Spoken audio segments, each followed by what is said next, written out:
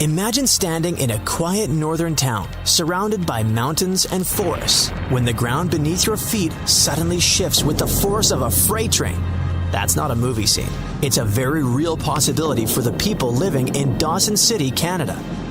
Hidden beneath the tranquil Yukon landscape lies a geological giant, the Tintina Fault. For more than 12,000 years, it has been silent, but new research suggests it might be ready to wake up in a spectacular and dangerous way. Stretching over 1,000 kilometers from the Yukon into Alaska, the Tintina Fault is like a massive crack in Earth's crust, a boundary where colossal slabs of rock slowly grind past each other. On the surface, it looks harmless, just rugged terrain, rivers, and forests. But deep underground, strain is quietly building, like a spring being wound tighter and tighter. Theron Findlay, a geologist from the University of Victoria, and his team decided to take a closer look at a section of this fault near Dawson City. This wasn't just a casual inspection. They used cutting-edge tools like high-resolution satellite images, aerial surveys, and LiDAR, a laser-based scanning method that can reveal subtle changes in the ground's shape. What they found was unsettling. In one location, the ground was visibly displaced by an astonishing 1,000 meters, evidence of a long series of powerful earthquakes millions of years ago. In another area, they spotted a smaller but still significant offset of about 75 meters, likely caused by more recent quakes, roughly 132,000 years ago. Since then, nothing major. At least, nothing visible. And that's exactly the problem.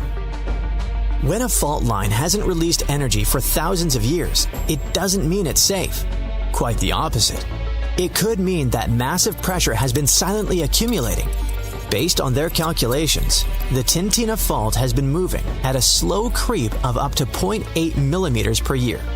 Over 12,000 years, that adds up to a staggering 6 meters of potential movement waiting to be unleashed.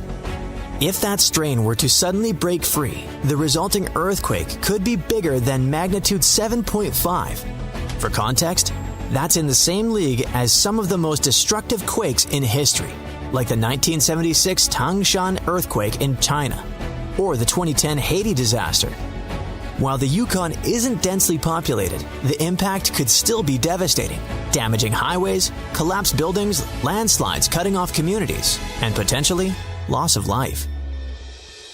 The scientists can't say when it will happen. Earthquakes don't work on a schedule, and predicting the exact moment of rupture is one of geology's greatest challenges. What they do know is that the Tintina Fault is in what's called a late stage of its seismic cycle, a point where the risk of a major quake is higher. For the people of Dawson City and surrounding areas, this means living with a quiet but ever-present threat. Emergency planners might advise residents to have evacuation routes, survival kits, and backup communication plans. But in the end, this is a reminder of a simple truth. Earth is never truly still. Even in the most peaceful landscapes, immense forces are always at work, reshaping the planet in ways we can't always see, until the day they reveal themselves with a violent jolt. Yet, the story of the Tintina Fault is more than a warning. It's a glimpse into how Earth stores and releases its pent-up energy. Each millimeter of annual movement is like another twist of a key in a lock. At some point, the lock will turn, and when it does, the release will be sudden and powerful. LiDAR images reveal ancient scars across the land, subtle to the untrained eye, but obvious to scientists. These are the footprints of past disasters, frozen in the ground like a history book carved by nature. Findlay and his colleagues believe the region's seismic silence has lulled people into a false sense of security. A place can be both beautiful and dangerous, and the Yukon is a perfect example. Visitors come for the sweeping vistas and endless wilderness, rarely realizing that deep beneath their hiking trails and scenic roads, forces are shifting that could change the landscape overnight. This hidden drama plays out all over the world. Fault lines in California, Turkey, Japan, and beyond all share one trait. They eventually break. The question is never if, but when. The Tintina Fault just happens to be one of the quieter players, which in geological terms can be far more ominous than the noisy ones. And so, the clock ticks, silently, in the frozen north, counting down to a moment no one can see coming. A magnitude 15 earthquake has the potential to completely destroy our planet and evaporate all the water in a matter of seconds, leaving Earth uninhabitable. Over 500,000 earthquakes happen annually, but none have a magnitude of 15. 90% of quakes occur in the terrifying Ring of Fire zone located around the Pacific Ocean. The ground there is like jello. It shakes almost constantly. The most powerful earthquake to have ever struck Earth had a magnitude of 9.5. That much power can lengthen or shorten the day. But there's probably an earthquake in the confines of your own home now caused by a speck of dust landing on a table. But it has a power of negative 15 magnitudes. Earthquakes happen when tectonic plates move. They're like Lego pieces that are not properly secured, and when they move up, down, or hit one another, the ground also moves, triggering earthquakes. This tectonic energy acts like a battery. It stores energy for a long time, up to 500 years. When this stored energy is released in a sudden burst, the consequences are horrifying. Even the strongest structures submit to this relentless force that leaves a trail of destruction in its path. In some instances, earthquakes can even trigger tsunamis, amplifying the chaos. Such a crazy amount of power can split the ground open and cause severe damage. The strength of an earthquake is measured by the Richter scale, but now it's being replaced by the moment magnitude scale. When there's an earthquake, we hear about how strong it is. It's usually from 1 to 10. Luckily, we haven't had a Richter scale earthquake yet. The most powerful earthquake to have ever happened in modern history occurred in Chile in the 60s. It was around 9.5 on the Richter scale, and it altered Earth's rotation and messed up the length of the day by around 2 milliseconds. It also triggered a massive tsunami and affected a vast area of 155,000 square miles. The Richter scale doesn't actually have a limit. Still, anything above 25 doesn't need measuring, because if that ever happened, we would simply turn into dust, and nobody would care to measure this disaster. As we said, the strongest earthquake had a magnitude of 9.5. If this magnitude had been just 0.5 stronger, it would have created a ruptured line 2,174 miles long. That is almost 7 times the size of Wyoming. A magnitude 11 earthquake would create a crack halfway around the world. Massive tsunamis would hit coastal areas, destroying everything, and Earth would get into a massive environmental crisis. If you love hiking, you would have new mountains to explore, created by the terrifying earthquake. Even the temperature would increase because of volcanic eruptions and the resulting greenhouse gases. It would turn our planet into a hot oven. The safest places would be far away from any buildings, seas, oceans, and mountains where there would be a low chance of a landslide. Countries unprepared for earthquakes would be totally destroyed, and cities would turn into piles of rubble and dust. Going up on the Richter scale would only make things worse. But don't worry, an earthquake of that power is impossible. Earth's crust doesn't have enough energy to produce such earthquakes. But there is something that has much more power and can produce mega earthquakes. Asteroids are powerful enough to destroy our planet, as we all know from the dinosaur era. That asteroid was around 6 miles long, and it caused massive damage to the planet. It triggered earthquakes that shook the ground constantly for months. These terrifying quakes were about 50,000 times stronger than the Chile earthquake. They also triggered a tsunami that was 30,000 times more powerful than the Indian Ocean tsunami. And the latter was one of the most devastating tsunamis to have ever struck Earth. The earthquakes caused by the asteroid had a magnitude of 11, making it the most powerful and scariest natural disaster ever. And let's hope it stays that way. The Indian Ocean tsunami affected only certain areas of the world. Meanwhile, the asteroid tsunami affected every part of the world and had 33-foot-tall waves. Even if you had traveled to the most remote place on Earth, you wouldn't have been able to hide from this Grim Reaper. A 15 magnitude earthquake wouldn't be 15% stronger than the Chile earthquake. The scale doesn't work like that. It would be around 100 million times more powerful than a 9.5 magnitude quake. It could make all the water on Earth evaporate, leaving us devastated and without any H2O to survive. All ecosystems would collapse. All food chains would be broken. And only some super strong bacteria would probably survive the impossible. That is only a fraction of the frightening things that could happen. The ocean is like the AC for our planet. Without it, Earth would be super hot. The ocean also serves as a shield from the sun's powerful rays. It acts as a heat absorber and cools Earth. Scientists think that the most dangerous thing would be the inability of Earth's crust to survive the violent shakes of the 15 magnitude earthquake. If our planet miraculously survived and didn't turn into dust, there would be massive openings in its crust. The ground would become gelatinous. It would randomly move up, down, left, and right, and no building would survive that.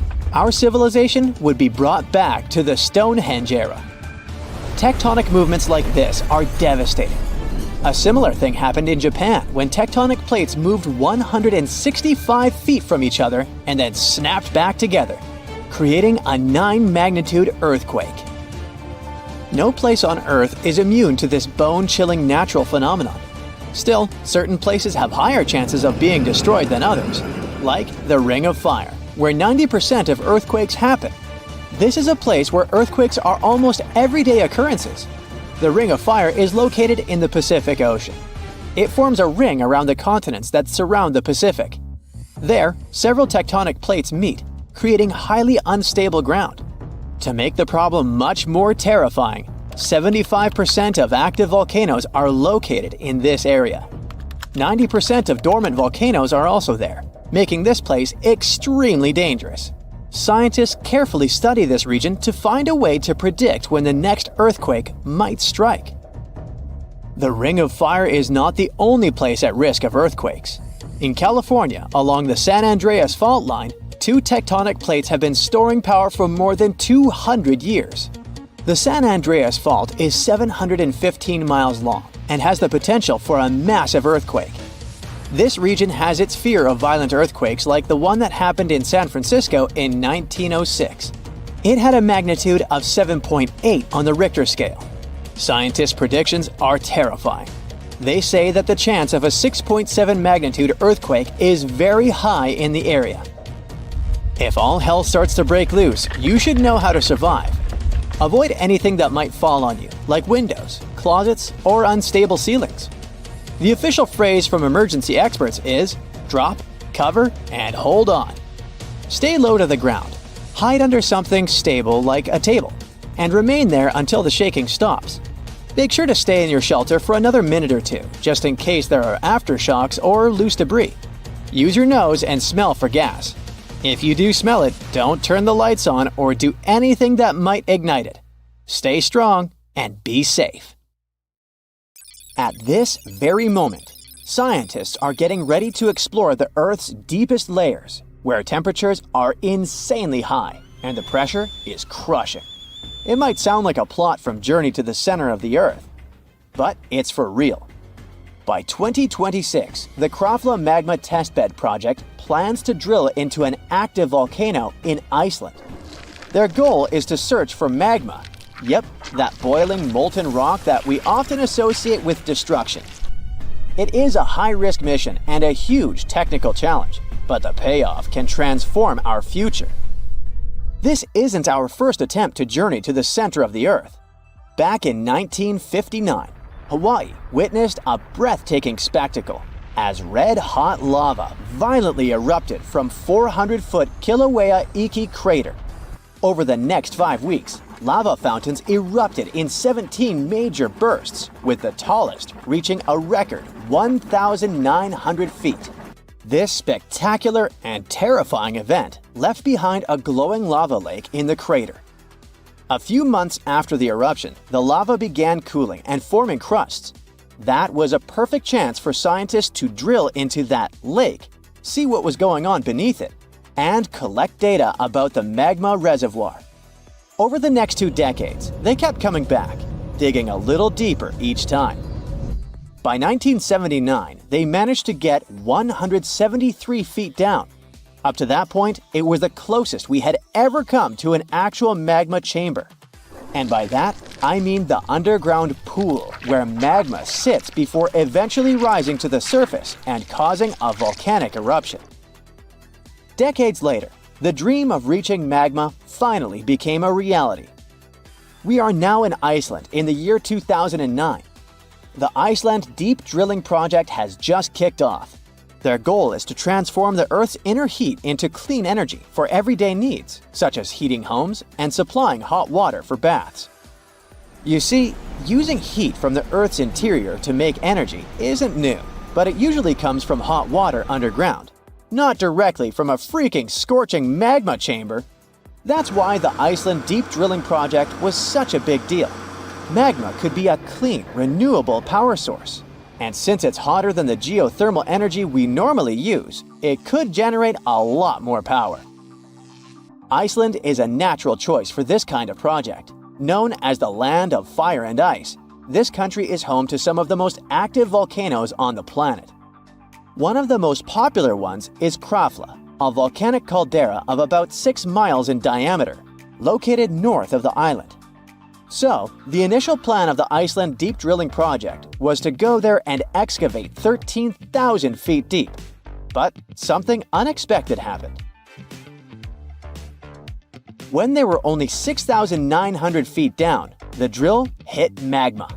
Wow! On one hand, it was exciting because, well, we finally found it. And just like that, Krafla became the first place in the world where we know exactly where magma is.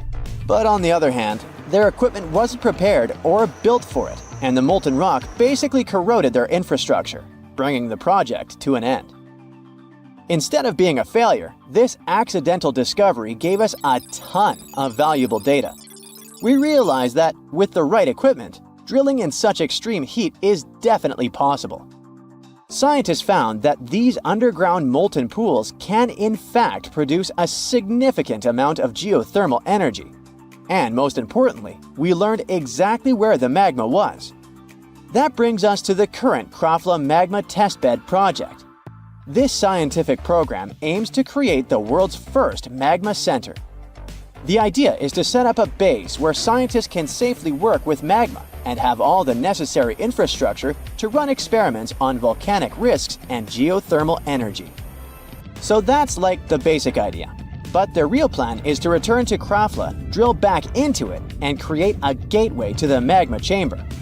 The goal is to understand its potential for generating energy, study its properties, and see if we can use it safely and efficiently. If they pull this off, it could provide a nearly endless source of geothermal energy for Iceland's homes and buildings. Even though magma is incredibly hot, reaching over 2,000 degrees Fahrenheit, experts say it is safe to take energy from it and believe the process won't trigger another volcanic eruption in the country. They're so sure about this, partly thanks to the Iceland Deep Drilling Project. But this whole process isn't like drilling for oil or gas. It's way more challenging and risky. Magma is not just extremely hot, it's molten rock, which can wreck equipment and pose serious safety issues. Right now, the Krafla Magma Testbed Project is in its early stages. Scientists and engineers are working hard to develop the tech needed to drill into magma safely. They're testing new drilling techniques, creating heat-resistant materials, and running simulations to figure out what happens when you actually drill into a magma chamber. They hope that by 2026 they will be ready for the next step, which means going back to Krafla and drilling all the way down towards the magma chamber. It might take 2 months to reach it. Their plan is to drill a single hole that will go right into the magma body and hopefully keep the equipment running there for many years. If they succeed, scientists also plan to add special sensors down there to measure and monitor pressure. This could help predict eruptions better and prevent disasters, like what happened with Mount St. Helens in the United States. In 1980, This volcano erupted, causing massive destruction and claiming over 50 lives. The eruption was so intense that it completely blacked out sunlight in Spokane, Washington, which is about 250 miles away. While that sounds terrifying, it's nothing compared to a super eruption, like the one that happened over 70,000 years ago at Toba volcano in Indonesia. This disaster was about 1,000 times more powerful than Mount St. Helens.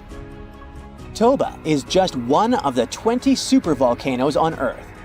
A supervolcano is what people call a volcano that can produce an eruption of magnitude 8. These eruptions, known as super eruptions, are the largest and most explosive ones. They could have global consequences by affecting the climate and causing widespread destruction. For example, if Yellowstone had a super eruption today, the surrounding states of Wyoming, Idaho, and Montana would be directly affected. They could be hit by hot avalanches of volcanic ash, gases, and rocks that might reach temperatures of up to 932 degrees Fahrenheit and speeds of over 180 miles per hour. This nightmarish scenario is a real possibility, but predicting when it might happen is almost impossible. Volcanoes don't follow a precise schedule, so it is hard to predict when a supervolcano will erupt next. That is also why the Krafla magma testbed is so crucial. By examining a volcano's activity from within, scientists could potentially predict eruptions with much more accuracy. As you might have guessed, drilling into magma is definitely uncharted territory, but the potential benefits are huge. Besides providing a clean energy source and making people who live near volcanoes feel safer, this project might also help us learn more about what is beyond Earth. Yep, it could lead us to breakthroughs in space exploration, helping us understand how other rocky planets and moons formed their crust, just like Jupiter's moon Io, which is the most volcanically active world in our solar system. In the end, the Krafla Magma Testbed project is more than just an experiment. It is a bold vision for the future of energy.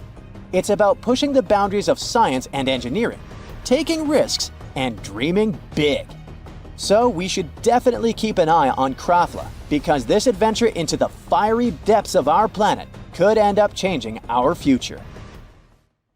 So, theoretically, humans can survive an asteroid that has the potential to destroy entire planets. It won't be a walk in the park, though.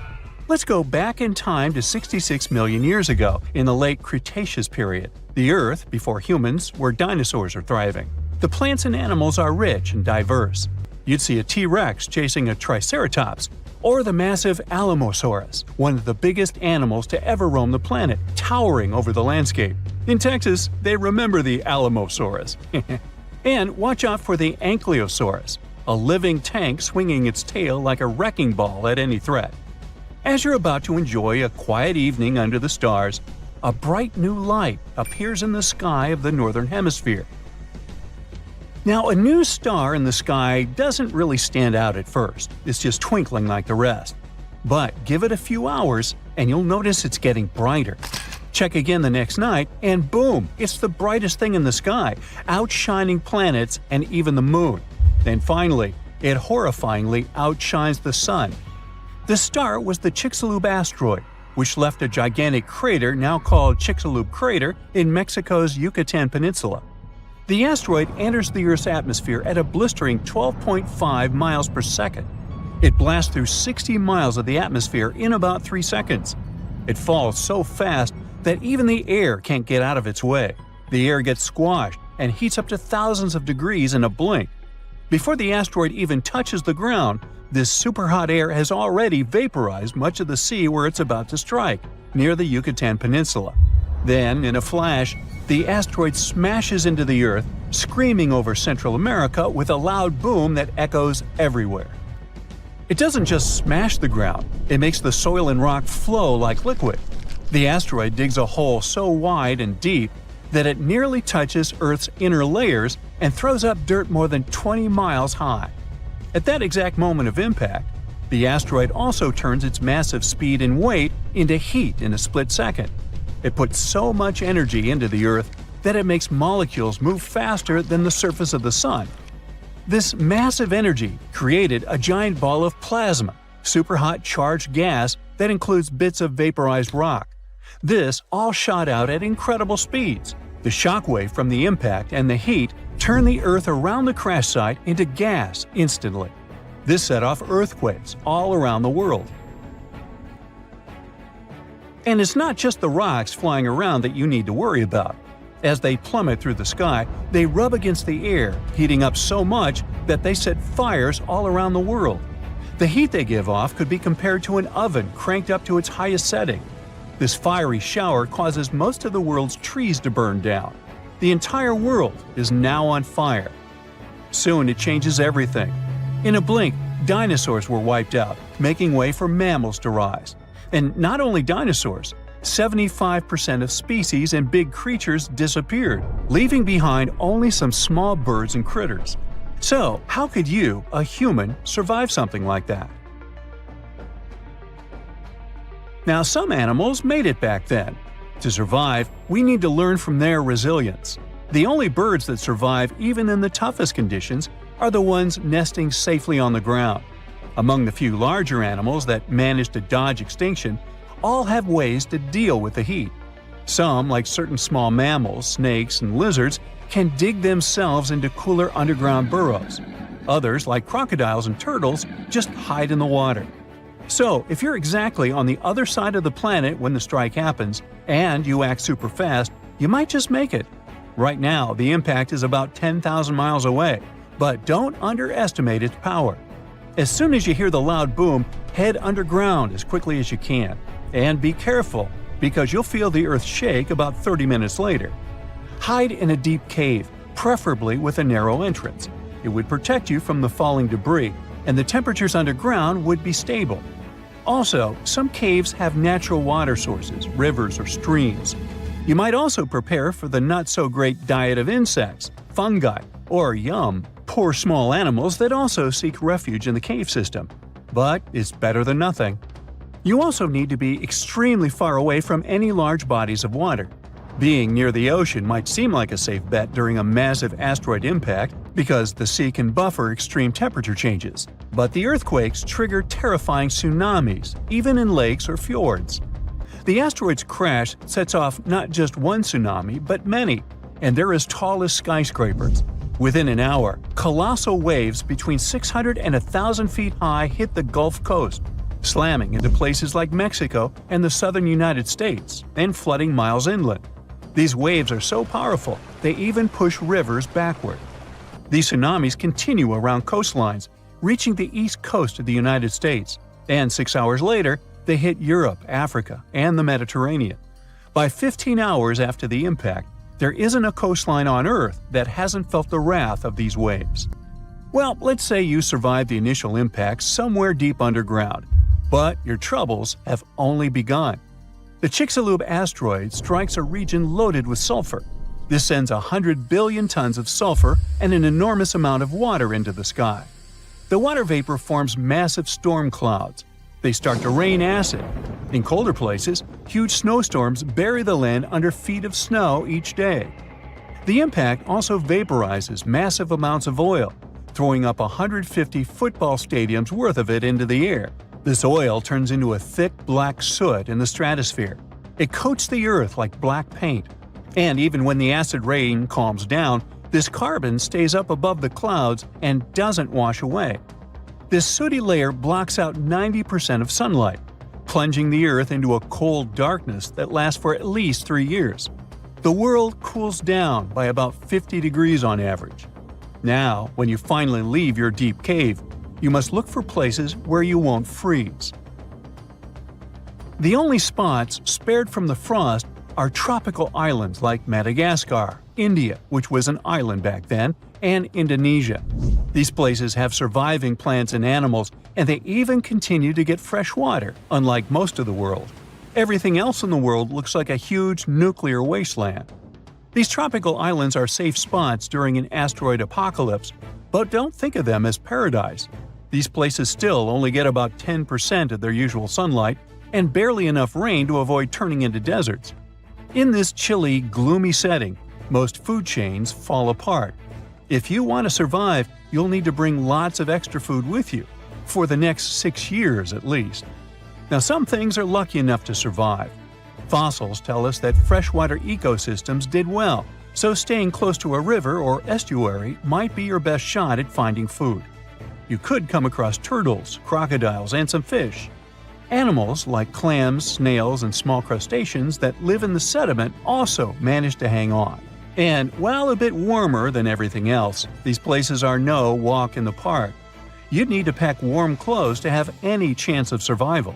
Now, if we add all this together, the best spot for surviving the Chicxulub asteroid would be Indonesia. It's a mountainous, tropical country that consists of several islands. There, you'll find bearable temperatures, a bit of rainwater, and a deep cave for shelter. This could protect you from the falling tektites, the intense heat, and even help you find something to eat in the rivers and lakes.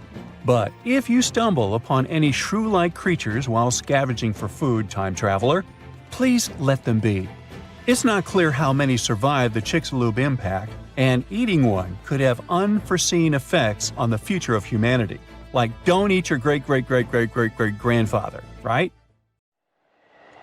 Yep, there's ice all around, as far as the eye can see. A white desert covers the entrance to your cave, the one where you and a bunch of other settlers live.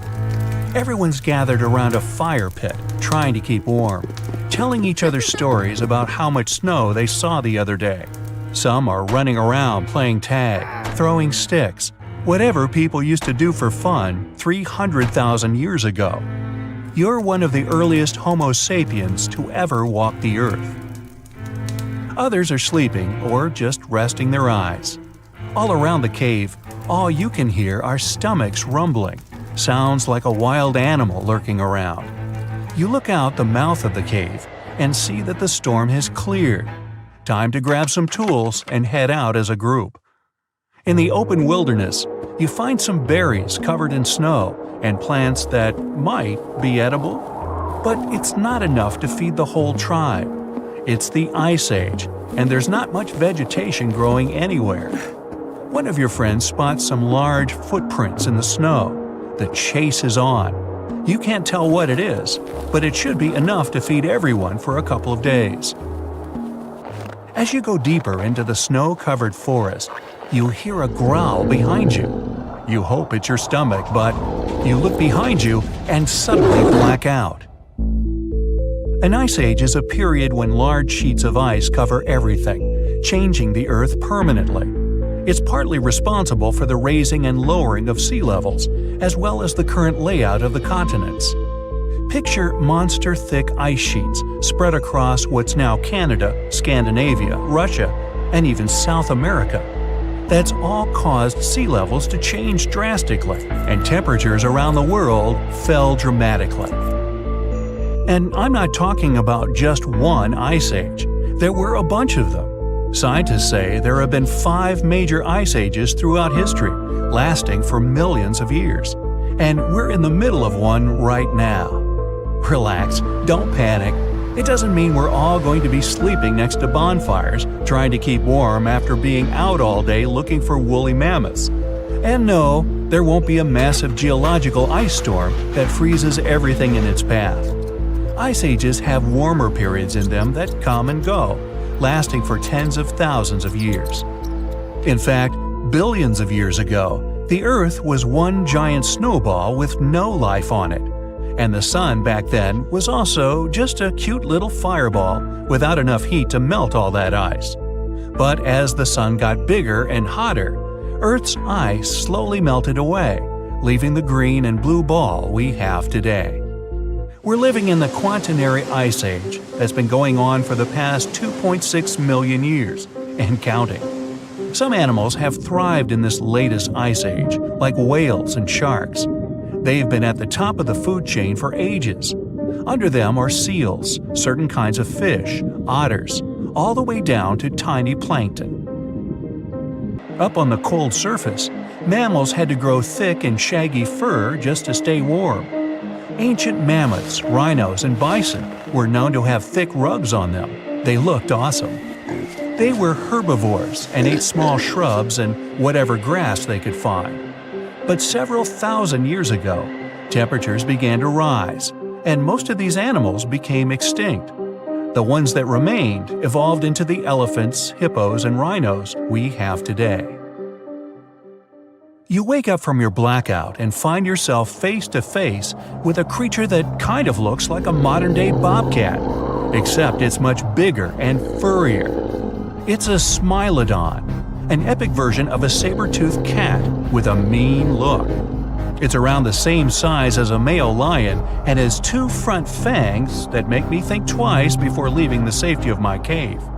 They look scary, but scientists think their bite wasn't as powerful as today's tigers or lions. What made them tough were their giant forearms used to wrestle down anyone who got on their nerves.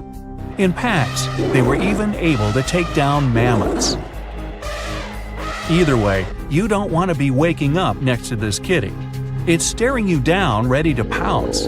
But you and your friends keep calm and slowly back off. You get the genius idea to throw a rock to distract it, then run. Nowadays, it's near impossible for a human to outsprint a lion or tiger, but humans back then were much fitter. Once the danger's over, everyone continues to look for food. It's getting dark, and you haven't found anything to bring back to the cave. Suddenly, you smell something burning. Way off in the distance, you see a thin column of smoke rising into the sky. Another settlement? You and your friends look at each other and approach the smoke cautiously. Homo sapiens first came into being about 200 or 300 years ago. But human history didn't just pop up out of nowhere. As far back as 7 million years ago, some of us decided to call it quits. We left our chimpanzee ancestors in the jungle and started doing our own thing. And that didn't just happen once. Over those next millions of years, there were over 20 different human species. Some were our ancestors, some were twigs from a completely different branch. Some were tiny, others better adapted for hot or cold weather. Before you know it, you see a group of Neanderthals cooking some meat, sharpening their tools. Neanderthals were the first to migrate to Europe. Scientists believe they were around somewhere between 40,000 to 400,000 years ago.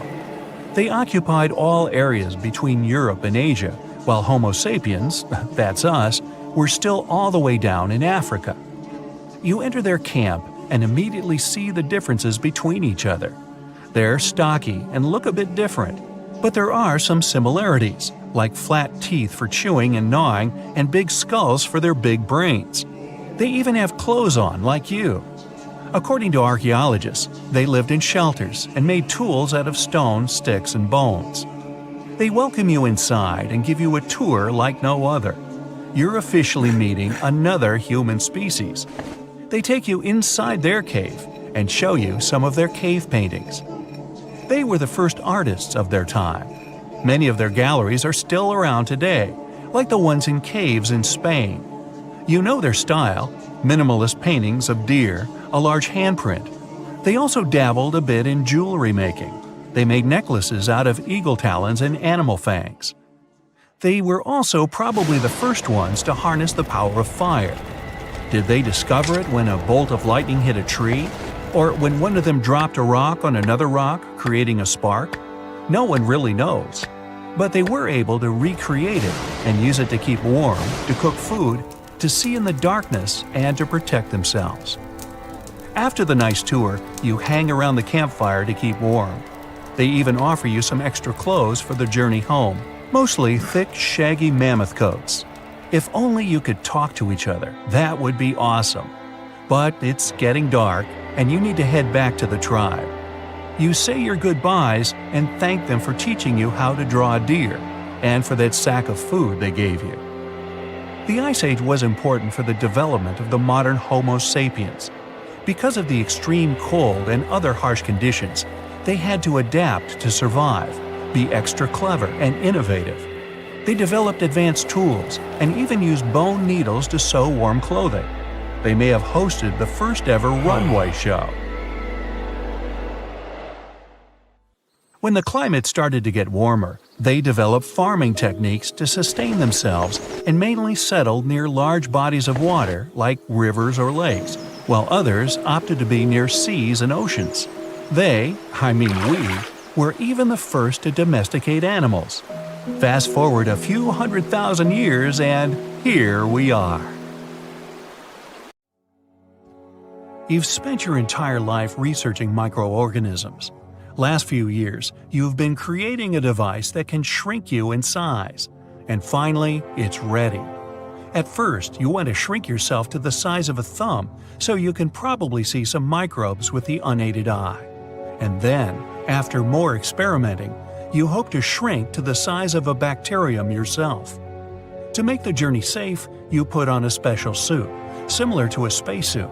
It's equipped with a life support system.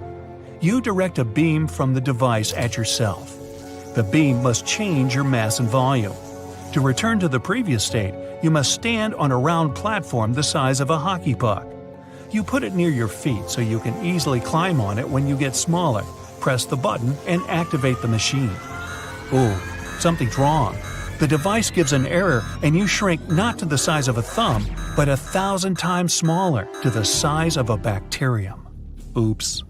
You become so small that the fleece of the carpet on which you were standing seems to be the size of huge trees. Now don't panic.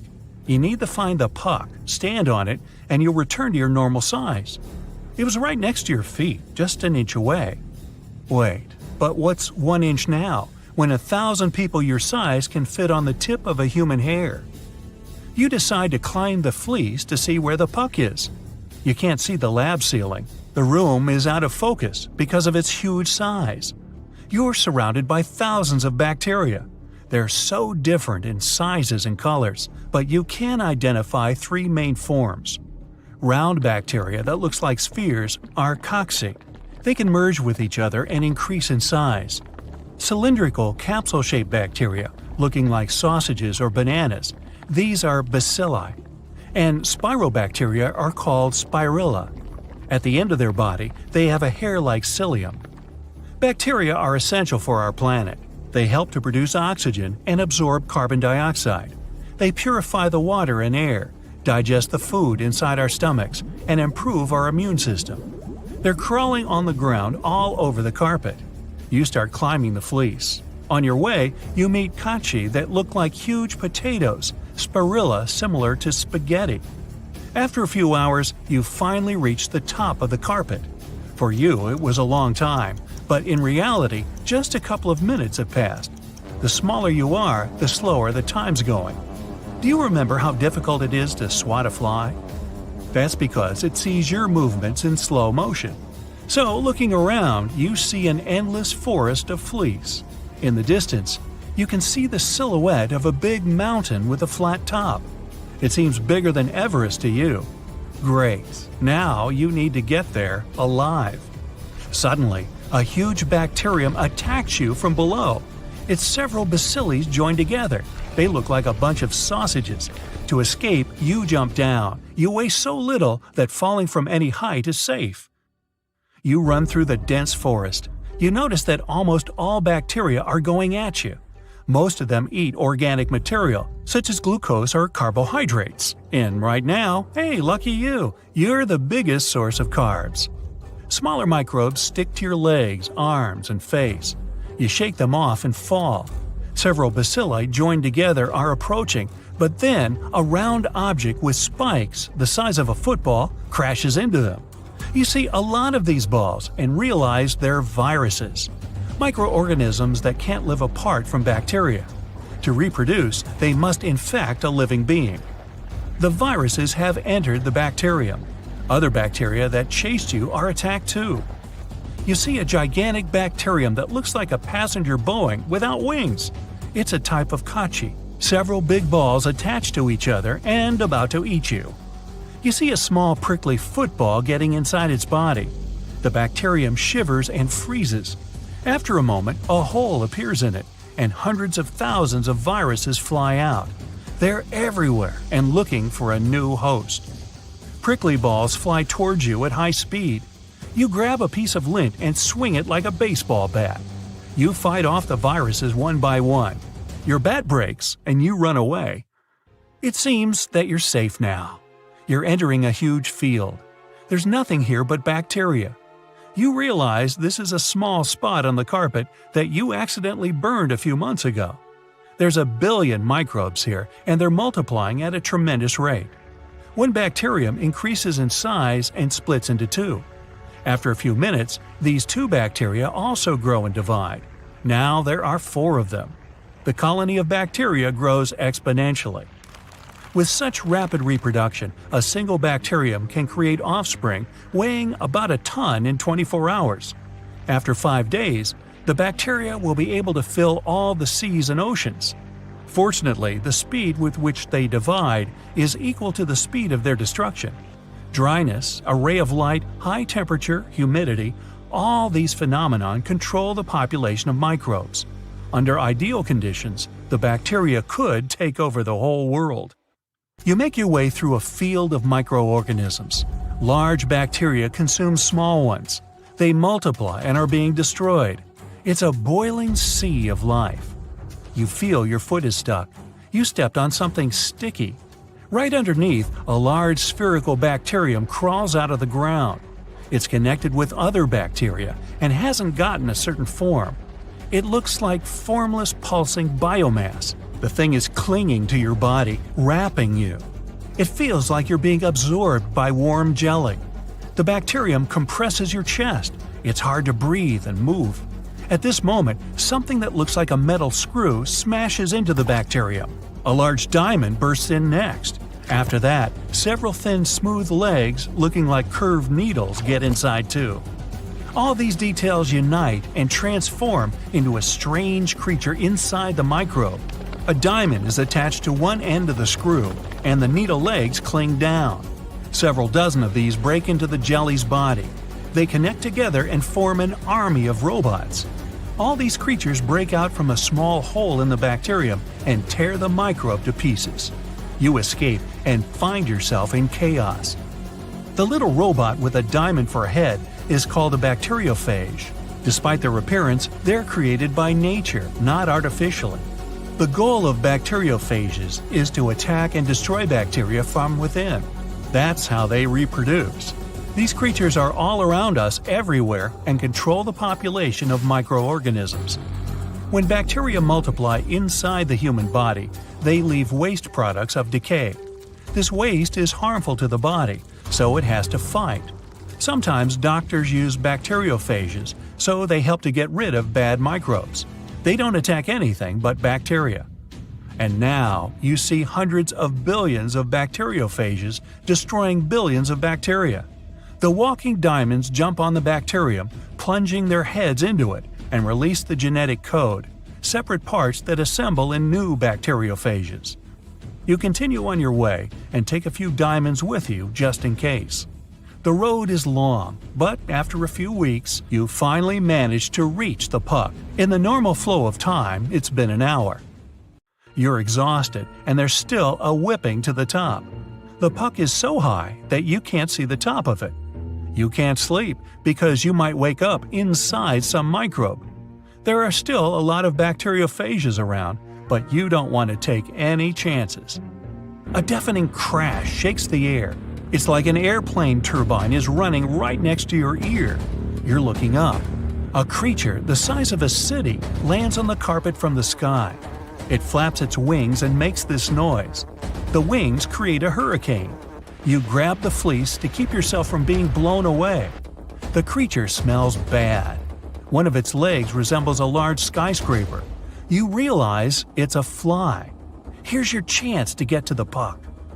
Big orange eyes divided into thousands of segments look like 2 planets. You climb on the tip of the fly's leg. The insect takes off and you hold on tight. The carpet is moving further and further away. From up here, you can see the top of the puck. It's so wide that you can't see the round edge. You let go of the fly and fall. In the air, you run into millions of bacteria.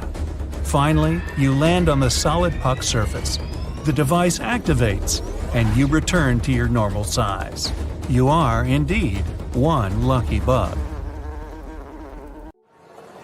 Behold the distant future. Yep, humans have successfully colonized Mars and the Moon. Problems with overpopulation and hunger on Earth are solved. But soon, a new threat looms over our planets, and the Moon. Anyway, scientists have figured out that in 150 years, the Sun will explode and destroy our entire solar system. Bummer. There's enough time to build a fleet of huge spaceships and evacuate everyone, but it's not enough time to come up with some sort of sci-fi space jump. It's been a long time since people found a new, potentially livable planet, and the nearest one's a several million years ride away. There's no other choice. Humankind is evacuated into gargantuan spaceships, and the infinitely long voyage begins. A few decades pass. We leave the solar system and watch our sun explode. A huge flash and that's it. There's no more light. Just small, faraway stars and the infinite black depths of space. All ships are on a synced autopilot that won't go off course no matter what. Even if everyone on board were to disappear, the ship would still arrive at its destination. So, the upside, humans will survive for millions more years. The downside? Because of all of that time spent on space transports, will look different, totally different. Ships arriving to the new planet will be populated with shapeless, pulsating biomasses sitting inside metal exoskeletons. Here's how it happens. Bones in space get weaker, so do muscles. There's no gravity, so your body's not under any sort of pressure to keep it running properly. Astronauts on the International Space Station do a lot of exercise to stop their muscles from withering away. Back to the story. There are gyms and special machines that recreate gravity on every space transport. But to save energy, they're only plugged in a couple of hours per day. Unfortunately, no matter how hard people exercise, in space it just won't be enough. After the first 100 years, human bones have become so brittle that anything remotely physical can lead to injury. After another 100 years, people lose the ability to stand up on their two legs. But it's not only because of weak bones. After all those years in zero gravity, the human body's already changed a lot. A big problem is that people lose their sense of balance. If you try to stand up, you'll just fall. The ship's captains dismantled the gravity machines. They weren't working anyways. And all the sports equipment on board got taken apart ages ago and used as spare parts for the ships. The lack of gravity didn't just make people weaker, it also made them taller. The spine needs gravity to keep it stable, and now all those backbone discs have stretched themselves out. Humans are starting to look like blow-up toys. Everyone's given mechanical arms and legs. You just strap them on and get to work. Servicing the engine, cleaning out the bedrooms, throwing trash out into space, lifting anything. Not happening without those mechanical arms and legs. Time passes, and people become more helpless. Luckily, the mechanical bodysuits keep getting better and better. Since the sun collapsed in on itself, human eyes have been having a hard time. Inside the ships, the sun is replaced by special artificial light that also gives off vitamin D. Since there's way less light overall, people's pupils become wider. Then, after a few more centuries, their vision really starts going downhill. But this problem is solved by technology. Artificial lenses magnify light and keep humans from going completely blind. The ships get disinfected every single day. That stops bacteria and microbes from multiplying.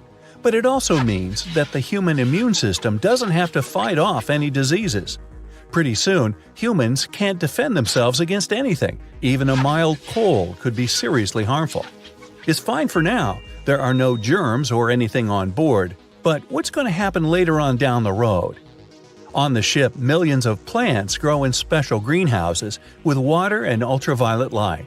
The plants produce oxygen and spread it through the entire ship. Of course, it's not enough oxygen to satisfy millions, but it helps people remember the planet they left behind. After centuries of living on spaceships, humans have adapted to the new conditions and almost stopped breathing. Lungs have disappeared almost completely, and humans are starting to develop other ways of getting oxygen. From water, from liquid oxygen tanks, we're becoming a totally new species. But it's not all bad. Genetic engineering is developing every year. Full-fledged life support suits are created. They help with movement, strength, speed, vision, hearing, even speech. People's voices get so weak they can only speak in whispers. Luckily, the suits have built-in microphones and speakers. There's no food anymore, just specially created liquids.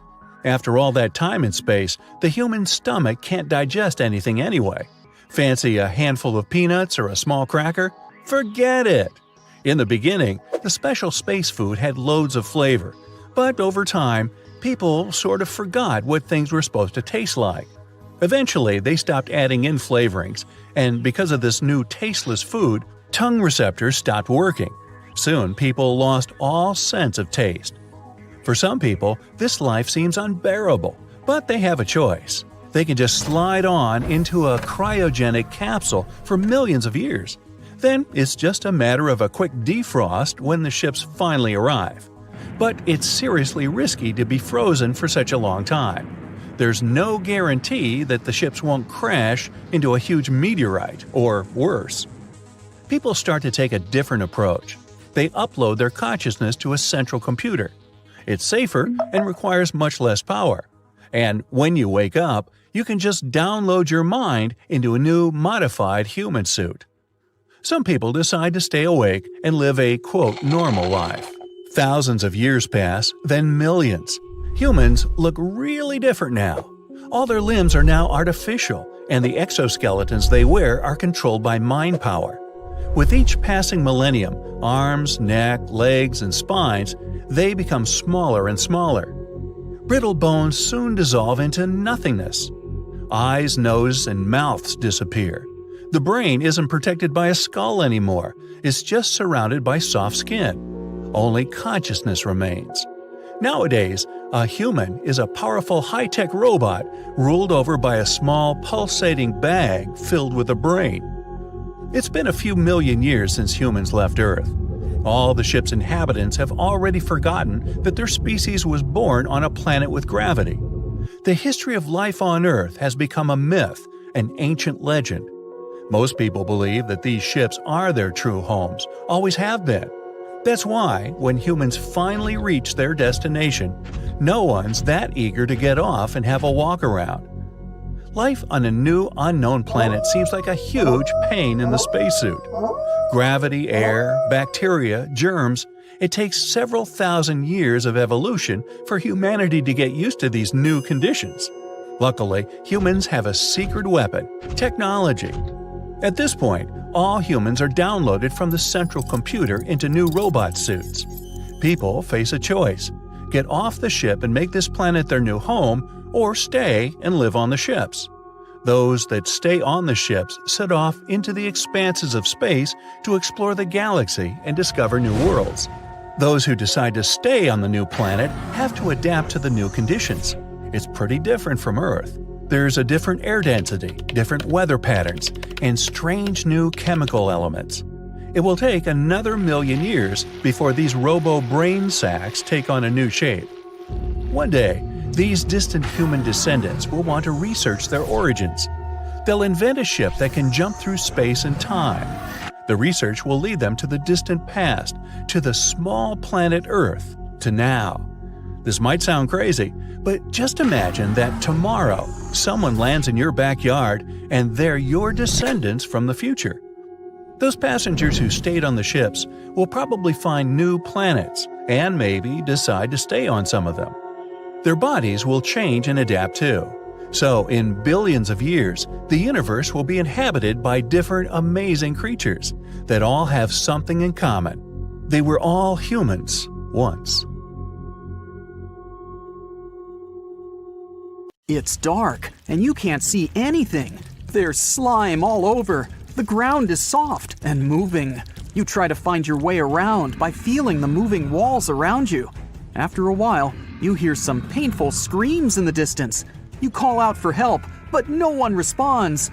You're a captain of a ship, and you are just consumed by the mighty Kraken. You keep tumbling over, not knowing if you're even going in the right direction. The screams get louder and louder. It's only a matter of time before you see someone. As you make your next step, a large piece of wood swooshes past you, almost knocking you down. That piece of wood was from the ship that the Kraken had swallowed. It had also swallowed the entire crew alive, so they must be somewhere inside the beast's belly. You keep following the screams. They lead you down another path that looks like an esophagus.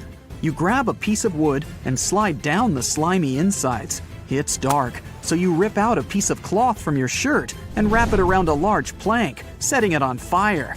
This makeshift torch allows you to see where you're going in proper detail. You can see the large veins pumping inside. Each vein can fit more than 3 people through it. After a while, you start seeing more debris from your ship, including the treasures you had discovered and kept in the bottom. But now, those huge piles of gold are worthless since you're out looking for your crewmates in this dark, smelly interior. You reach a point where there seems to be multiple tunnels around, each leading to a different point. You know it's impossible to climb back out from the mouth, so going deeper is the only solution. You decide to go with your gut and slide down the smallest tunnel, which is covered in slime and other liquids. You snuff out your torch and tuck it away to use it again later. You slip through and get stuck for a while. The Kraken is still swimming, but seems to be taking a break and stops. The giant veins and blood vessels slow down, and the flesh tunnel that you're crawling through becomes wider. Before you know it, you are plummeting down the large shaft until you reach a liquid pool. The second you splash in it, you start to feel the acid burning through your clothes. You're in one of the Kraken's stomachs. You take off your shirt and paddle on a plank, rowing yourself across the acidic lake. You can see more broken pieces of your ship scattered around. Out of nowhere, the Kraken springs into action and starts swimming rapidly. You don't have a choice but to hold on to the plank and keep yourself afloat without any acid going into your eyes. You shut them. Now, you're tossed further down the stomach where the digestion is happening. Over here, the acid is even stronger and melts anything that's in it. The smell is atrocious, and you can't find your way to leave. But in the distance, you see some of your crew members stranded in the middle of a small stomach island. You see some sharks still swimming around that haven't been digested yet. There's nothing you can do at the moment but try to get through and make it to your crew members. You get on another piece of wood and row yourself toward them. This time, the stomach acid is melting the wood away. Luckily, someone from your crew tosses you another plank, so you hop onto it and row your way to them. You climb ashore. Everyone is happy to see you. You try to figure out a way out, but the exits are covered in acid. More water seeps in along with plenty of marine animals. The acid levels are rising, and everyone huddles together. After a while, the Kraken swallows a large humpback whale that's thrashing around the acidic water. It's making the Kraken upset, so it starts moving, tossing everyone around. You, along with many others, land on the whale and hold onto it tight. It seems like the Kraken wants to expunge the whale out somehow. The inner walls of the stomach contract until it shrinks enough to let the whale out. You and your crew members are still holding onto the whale, but it's not easy. Finally, the Kraken spits out the whale and swims off to the bottom of the ocean. The new challenge is to swim to the surface to breathe. The whale pushes you and everyone else up. Without it, no one would have made it to the surface to catch some oxygen. You don't know where you are. Some of your crewmates grab onto some loose pieces of your ship to stay afloat. You swim to one and climb aboard.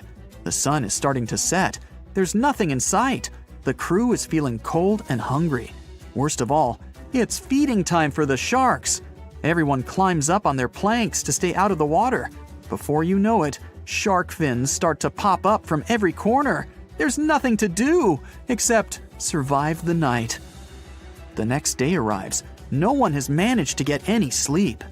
Everyone decides to fix all the planks together and row towards the sun. While other people debate another direction, the whole crew listens to your final word. The sun is scorching and everyone's energy is low. There's no fresh water to drink. No one can catch fish for eating. There's still the ever-looming threat of sharks and the Kraken. One of your crew members spots something in the distance, which appears to be an island. Everyone cheers and hugs each other and paddles their way there. After a few hours, you reach the island and stuff your hands in the sand. Someone is running around, while others embrace the sand and palm trees. But for some reason, something seems off. Some birds are flying around. They aren't scared of you. Everyone moves to the center of the island to discover if anyone has been here before. A small campfire sits in the middle of the island, but there are no signs of people anywhere. This island's too small to have any residents.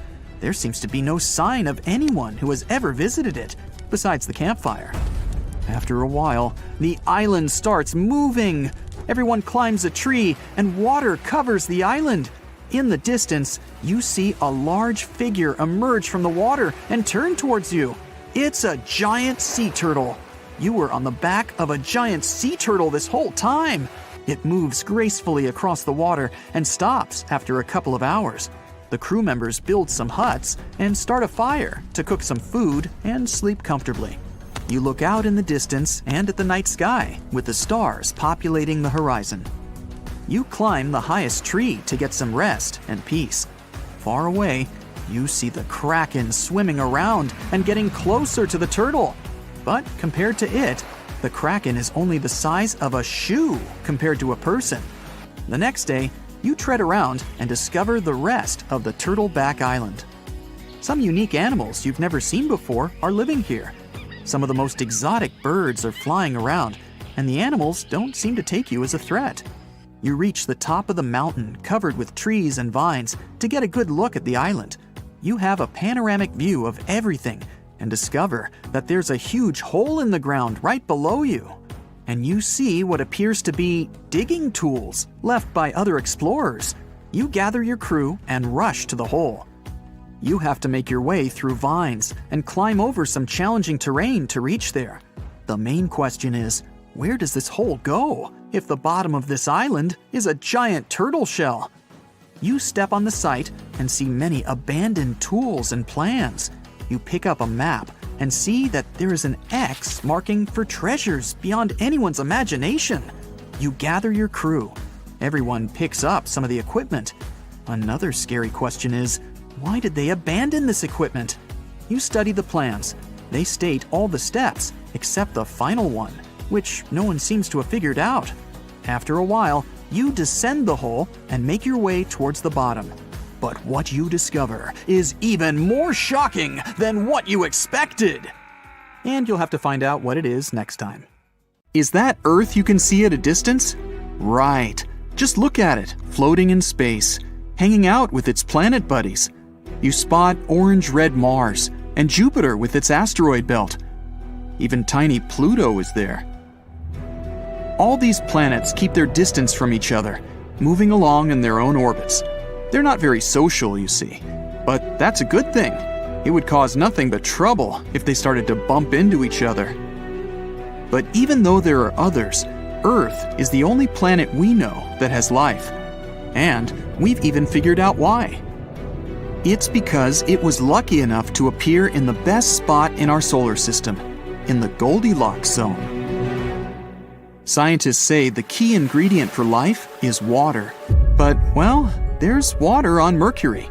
This planet has deposits of water ice at its south and north poles, but only because those places never see the light. Everywhere else, water simply evaporates from the surface of the planet. Mercury is way too close to the sun. Pluto has some water too. Astronomers even think the dwarf planet might be up to 30% water, but it's frozen. Unlike Mercury, Pluto's too far away from the sun, which is why all its water is in the form of ice. But Earth hovers in a perfect spot called the habitable zone. It has the right temperature for the water to remain liquid and for all forms of life to flourish. But what if Earth was the only planet in the solar system? No Mars, no Jupiter, no Mercury, no Venus. Things might have turned out a little different than what we're used to. Remember that massive asteroid that hit the Earth around 66 million years ago? Well, without Jupiter and its asteroid belt, our planet would be constantly hit by meteorites and asteroids, and some of them would be just as big as the one that caused all that sorrow to the dinosaurs. These rocky fellas would be roaming around in space with no one and nothing to stop them. And if Earth was the only planet out there, it would also be their only target. But that's not all. Look at all this huge space Earth would have all to itself. It means our planet would have an opportunity to travel a bit. It could even choose to leave the Goldilocks zone. But then, would life on the planet still be the same? So let's say Earth started drifting away from the sun. Then, it'd soon get too cold on the planet. Picture a place where the sun doesn't shine anymore. Dark, cold, covered in ice and snow all year round. That would be our Earth if it traveled further from the sun. If this happened, our cities would start to look very different. Right now, Earth is full of life. Come to any park and you'll see green trees and grass everywhere. There will be people walking, sitting on the benches, enjoying the sun. You'll definitely spot someone playing soccer or frisbee. On the park's lawns, there will be people resting on their blankets, soaking up the sun. A few people will be reading their books, looking relaxed and happy. Back in space, you see Earth again. The planet is still in its favorite spot. That's why life is so beautiful down there. But wait, is it moving? Our planet is definitely further from the sun now. Has it changed things for Earth? It actually looks a bit bluer now. Down there, famous golden California is not so golden anymore. It's gloomy and dark, much like all other places on Earth. New York is covered in ice. Even in the hottest places, the temperatures are now below freezing, including tropical destinations like the Bahamas. After a while, liquid water turns into ice. The oceans now look like giant skating rinks, except there's no one to skate there since the planet has become way too cold to support life.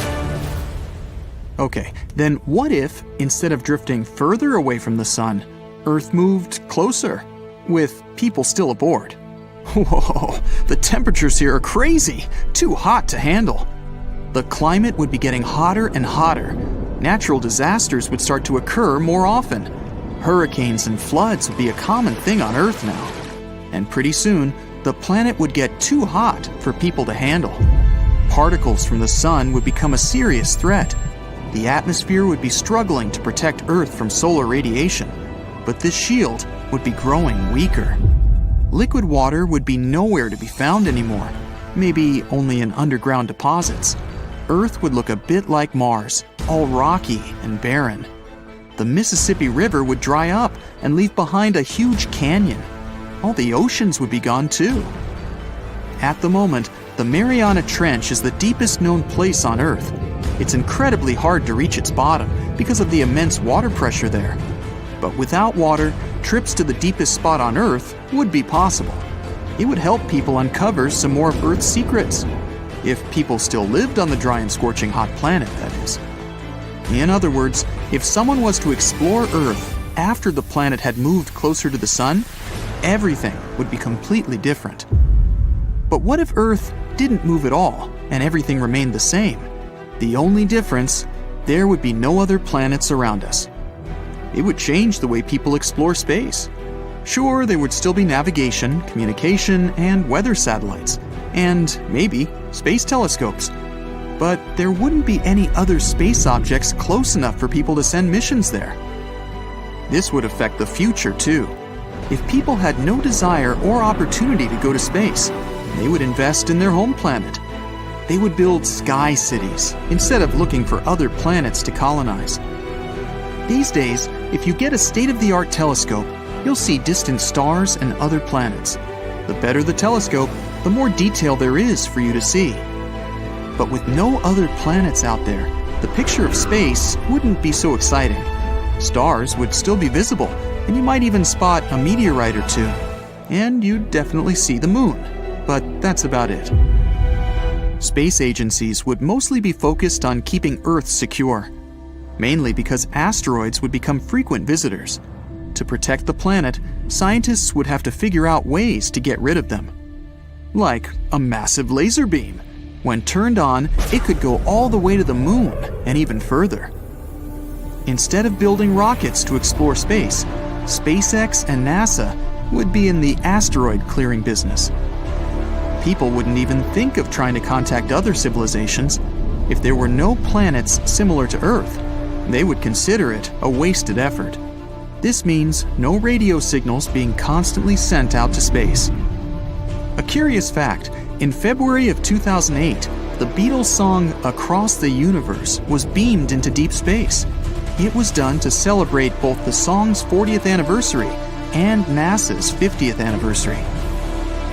In the 70s, people also sent a radio signal out into space. It contained some basic information about humans and the solar system.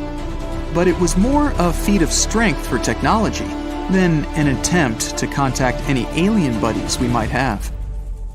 With no planets around, the world of sci-fi would change too. There would be no more movies about deep space exploration. No massive spaceships and rockets would appear on the big screen. And since there would be no expeditions to other planets, no rovers would be sent to space to look for signs of life and explore new worlds, like what the rovers on Mars are doing right now.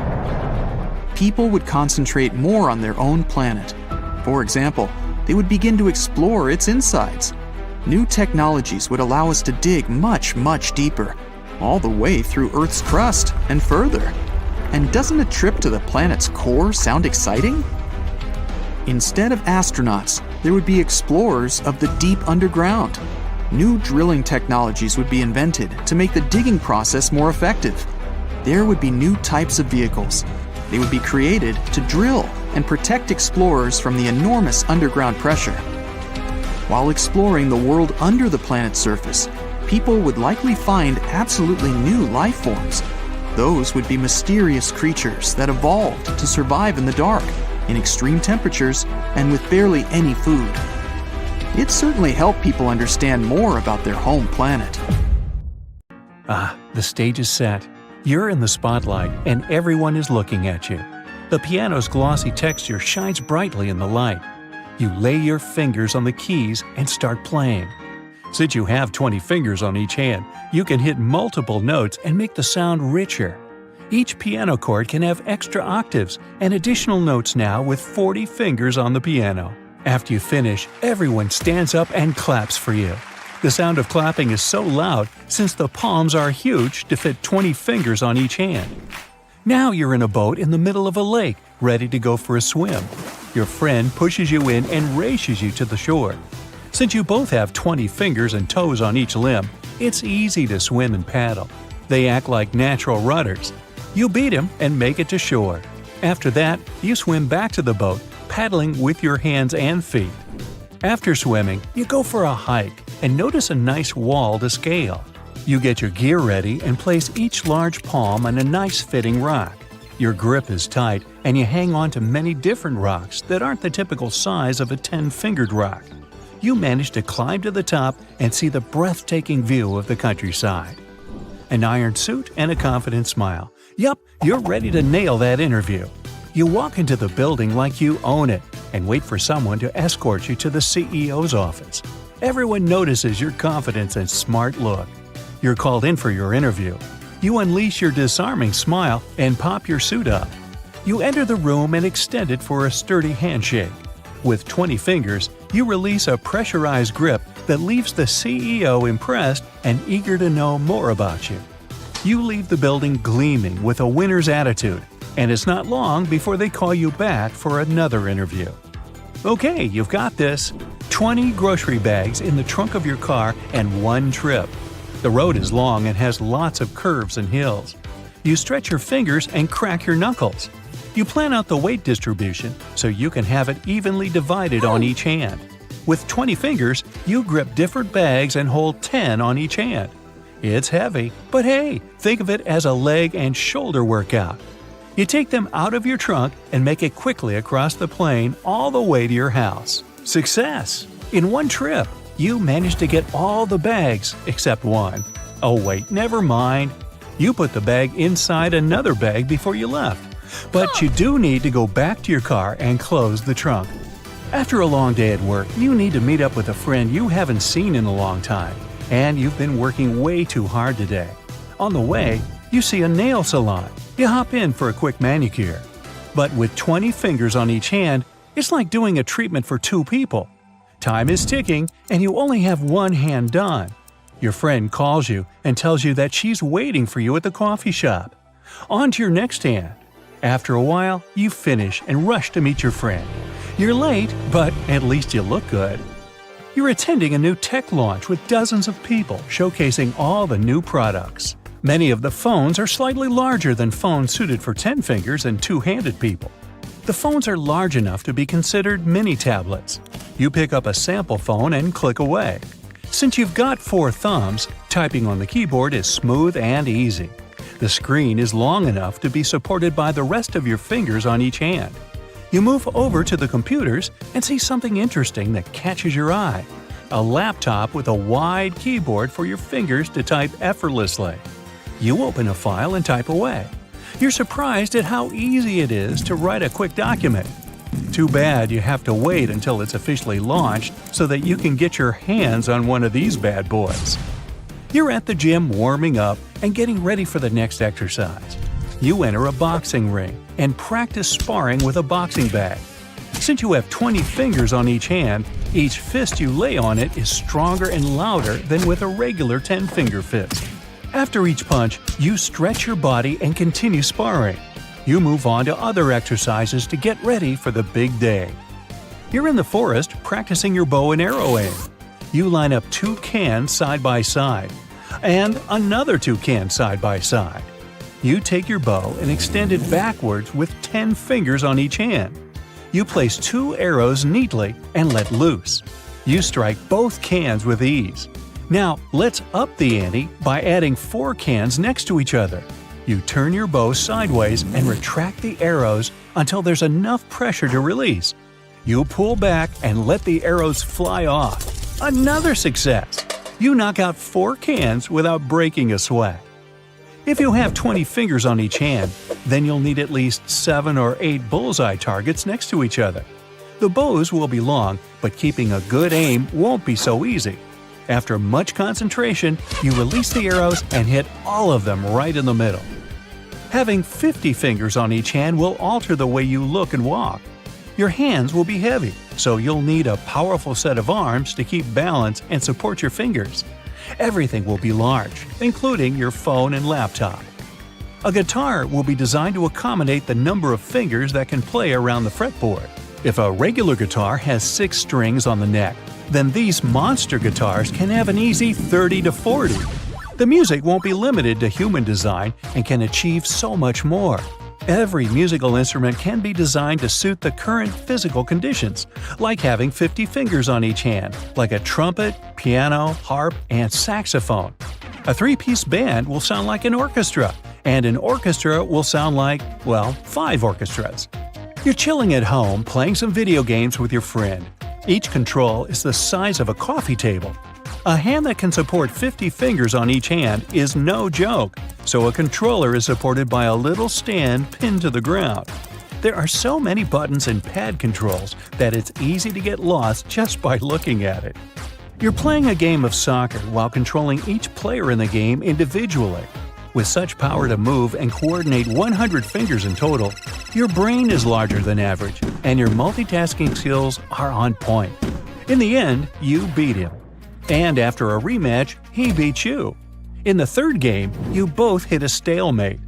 You prepare a high five and slap his 50-finger palm with yours, producing sound waves that reach your neighbors across the street. A lot of fingers on each hand means that tangible and ergonomic things have to be a lot bigger than average. Going to a jewelry shop is a headache since you have to find the right ring that fits any of the 50 fingers on each hand. Producing any glove is a multi-billion-dollar industry since each glove costs so much to make. Drawing is also a challenge since holding a regular-sized pen isn't easy to simply draw something. Each pen and stationery equipment are 10 times bigger than what we have today, and also cost a lot more to make than regular-sized pens. Glasses of water are longer or fatter so that you can properly grip them. The hand is a lot bigger, and the fingers go around the palm and resemble a sunflower. If you're hot, you can fan yourself with your hand instead of a regular fan. It'll be easier to scoop up some sand if you're building a sandcastle at the beach. With so much more space in your hand, you can make sand balls and create a mega-sized castle super fast. And if you're playing a game of snowballs, then get ready to have cannonballs instead of normal-sized snowballs. Oh, that gets smart! The food on the tables in the cruise ship's dining room seems freshly made. It looks like everyone just picked up and left. You panic and run outside to the main deck. There are plenty of slippers and sandals lying around, but no people around. You bend over the railing and see that the cruise ship is still moving. There's not a single staff member in sight. Your first guess is that they've all gathered somewhere for some reason, so you make your way to the captain. You walk through the long and maze-like corridors before you reach the control room. The door is wide open and someone has set the ship to cruise control. Some scenarios play out in your head. Scenario number 1 is that while you were asleep, everyone else woke up and decided to pull a prank on you, so they must be hiding somewhere on the ship. When you freak out because no one is around, they'll pop out of nowhere and surprise you with an awesome party and cake. The second scenario you come up with is that while everyone was enjoying their cruise, the ship accidentally entered the fourth dimension with everyone, including the animals on board. But then, why did they leave you behind? The third possible scenario is that everyone found a better cruise ship nearby and decided to abandon the ship for a better one. They just forgot to tell you. But why did they leave their stuff behind and their food half-eaten? You try to figure out what the controls mean, but it's just a bunch of random gizmos and flickering lights. There is no pop-up manual to study, but there is pretty fast Wi-Fi. You start your laptop and do a quick search on what some of these things mean. You quickly figure out that the ship is in safety mode and has automatic sensors to detect when the water gets too rough. You open up social media and try to contact some people, but your phone doesn't have a connection. Only the laptop, which is connected via cable, works. There's a radio to contact the mainland. You ring in, but no one's answering. Suddenly, your notifications pop up. You look at photos of your friends on vacation or back home. But they're not there. Only the backdrop with no one in there. Everyone has officially disappeared, except you. You try one last time to contact the rest of the world, but nobody is answering. You check out some of the cruise details and find out that the ship will need around 11 days until you reach the nearest dock. After looking at the map, you see a small remote island that's only 4 days' trip away. The cruise ship travels around 20 knots, which is around 23 miles an hour. Meanwhile, you discover the ship and enter some of the fancy places. The ads on TV just show an empty backdrop of the cruise ship without people, which makes it look quite lonely. On a 7-day cruise, a large ship can use over 9,000 pounds of lettuce and 45,000 pounds of eggs. In general, there are 2,000 steaks and 1,000 baked potatoes consumed per day on a cruise with more than 1,000 people. There is so much food and ingredients on the ship that you can technically last for years. You reach the receptionist desk and talk over the intercom radio to make official announcements. Hello? Hello? Just a sound of crickets. Okay, if this is some kind of prank, it's not funny. You can come out now. I'm going to the underdeck for some snacks. You wait for an answer, but no one is coming. You decide to go to the lower decks of the ship, but before you head down, you check out the ice skating rink with no one there. You slip on some ice skating shoes and go for a little spin. It feels good with no one to bother you or tell you what to do. After that, you check out the game room and play some arcade games. You use the coins from the counter and play for hours. The sun begins to set, so you decide to have a refreshing drink and enjoy the view. You sit on the top deck where only the VIPs are allowed and grab the biggest sunbed to lay on. It's so quiet that you can hear the ocean waves. You fall asleep there and wake up the next morning because of the bright sun. You walk around trying to see what to do. You grab a golf club and start swinging. You get the balls into the ocean and keep playing until you get bored. You realize that you got sidetracked with the activities and want to go to the lower decks of the ship. You check out the staff-only entry with a pass that you found lying around. You start descending to the bottom. It's getting darker. The power isn't working, so you grab a flashlight and look through the rooms. Crew members usually live in a dorm-style room with shared bunk beds. They have a common area for eating staff meals and have access to other recreational activities. The kitchens that serve the main restaurants are also located in the bottom areas. All the rooms look the same. There's a lot of noise coming from the engine room, which makes it creepy. The pipes are clanking and popping sounds bust from random places. The lights are flickering. There are shadows following you as you're moving with the flashlight you picked up from one of the rooms. You're scared.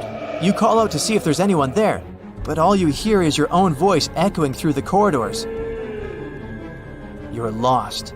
You try to find your way back to the top decks, but everything looks the same. You start running and panicking. You trip over something and lose your flashlight. It's very dark. You wave your arms around and try to find your way out.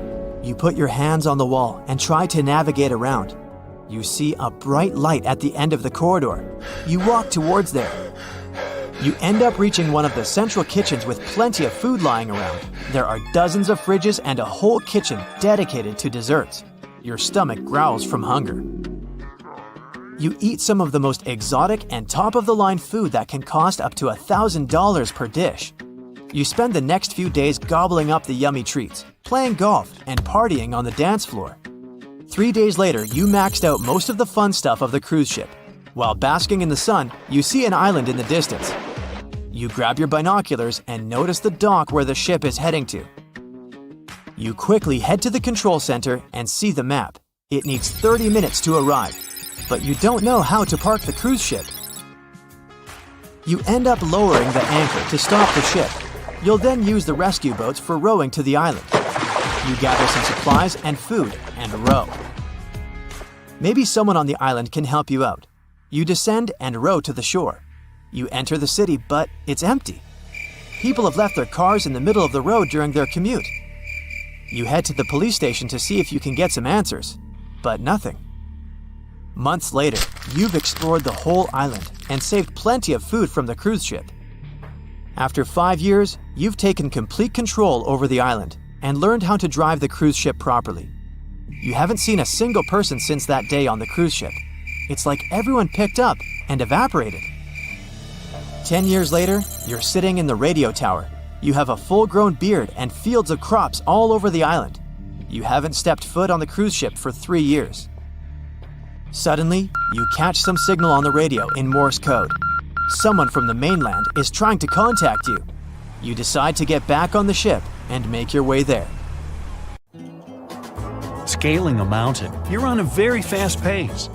You and your friend had decided to go rock climbing since it was one of your New Year's resolutions. All of a sudden, rocks started falling down on you, bouncing and sliding, but nothing happened to you, not even a scratch. The universe is definitely on your side today. When you reached the top, you spotted a green leaf falling from the skies. But wait, it's a $100 bill. You grab it, but it all feels weird. Time to go back down. You want to try your luck more and decide to go down in one jump only. It's safe though. You've got your harness on. 1, 2, 3, a deep breath, and off you go. In less than no time, you've reached the ground. When your friend is back on the ground, you jump in a car and drive back home. The next day, you get up, take a quick shower, brush your teeth, and you're out the door, ready to hit the road. Bzz, bzz, it's your phone. Not a call, though, just an email from your boss. Well, this can't be good. You open the email and see there's great news. You're up for a promotion. All your hard work has paid off, and the boss noticed it. Feeling confident, you decide you're going to ask for not only the promotion, but also the chance to be up for a partner position. You're on the subway heading to work, you look down, and again, another $100 bill. Wow, these $200 appeared out of nowhere. You're finally at your station. Running out, you're a bit late for work, so you're going at a faster pace than you usually do. Suddenly, you notice an ad with a competition, and the main prize is a car. It's the last day you can participate. Well, you're feeling lucky, and send a message with your name to take part in this competition. You'll know the results in a couple of hours. You're finally at work and it's time for the meeting with your boss. The boss says, "Since you've joined the company, we've grown by 4%. You've got more accounts to your name than any other employee. Would you like to become a supervisor?" "That's not enough," you say. "I want to be a partner." The boss is shocked and he says he needs some time to think about it. At lunchtime, you decide to try out a new place around the corner. As you're waiting at the traffic light, you see a girl with headphones on trying to cross the street at the red light. All of a sudden, you see a car speeding up, but the girl doesn't notice anything. You run up and pull her back to safety as fast as you can. "I'm Angela," she says. She's got the most beautiful green eyes you've ever seen, and she invites you to lunch to thank you. You end up in that place you wanted to visit. She recommends you should try the double bacon cheeseburger. That was the best meal you've had in months. At the end, she hands you her business card. It says she's a dentist. Angela also invites you to have a free professional teeth clean. Sounds great. You set an appointment. Bzzz. It's an unknown number calling you out of the blue, but you pick up. It's the competition jury member. Great news! They've chosen you to get that car. Right after you hang up, there's another call. Now it's your boss, and he wants to see you immediately. As you walk in the office, you see all the partners waiting for you.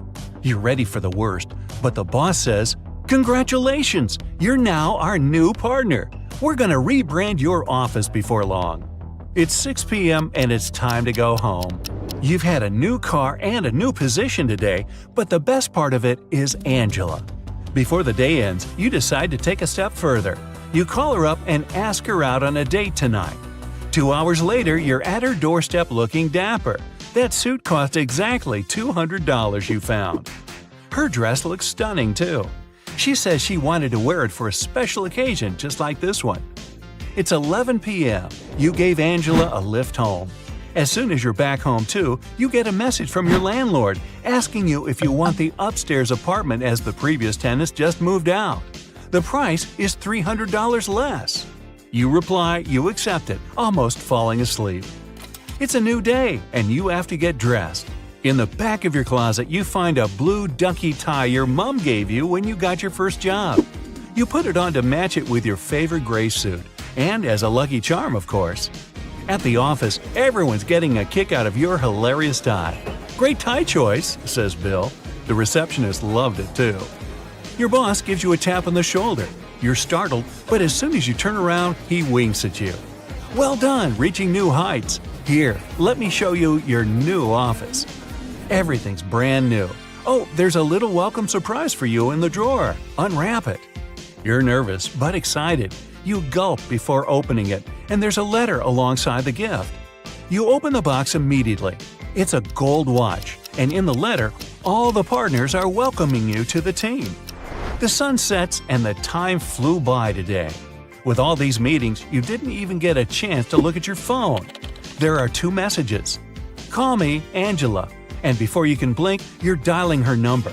She'd like to go out for dinner. You're in, so you book a table for tonight.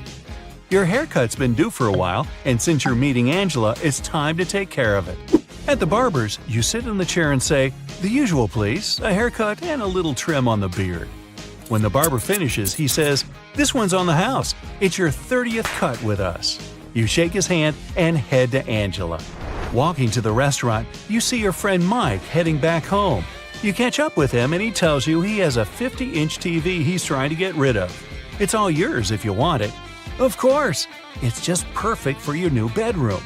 You bid him goodbye and start walking at a fast pace to the restaurant. You're eager to meet Angela and your face shows it. There's a broad grin on your face you can't seem to shake off. You're a few blocks away now and there's a store that's in liquidation. Everything's half off. You look at your new watch and it says you've still got about 20 minutes to pop in the store, so you go for it.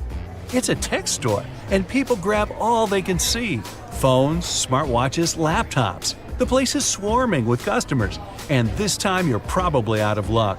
The laptop you actually wanted is already out of stock. You head out, but all of a sudden, somebody runs up to you and says, "Hey, I saw you looking at the laptop section. Take this laptop if you want. I decided I don't need it." Guess what? It's exactly the one you needed. You thank him and go to checkout. Next, you pop in a flower shop to pick up some green dahlias. They match Angela's eyes. When you finally arrive to the restaurant, you realize you're 2 minutes late. There she is, Angela, waiting for you at the entrance. Hi, sorry I'm late. I've got you some flowers. They're green, just like your gorgeous eyes. Bold move, but you nailed it. She gives you a kiss on the cheek, and you go inside. The mood's perfect. The lights are low, the ambient music is nice, and the restaurant is not too crowded, so you talk and laugh. Right before you both finish your meals, she says, "The food's delicious. How did you find this restaurant?" You explained that last weekend you were a bit lazy, sweatpants at home kind of mood. You ordered some Chinese food delivery, and it was so delicious you thought she might try it too. A fortune cookie came along with your food delivery. It said, "Next week, your luck's going to change." And so, it did. You're walking through the park with your lovely little poodle. You throw the ball. The pet runs after it and brings it back. You throw again, and he's running happily. Then, he stops. The poodle freezes, shivers, then turns around and looks at you. "Get it, Snowball?" But he doesn't listen.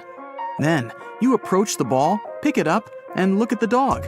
Snowball stares at you with a piercing look. You throw the ball next to him. "Snowball, take it."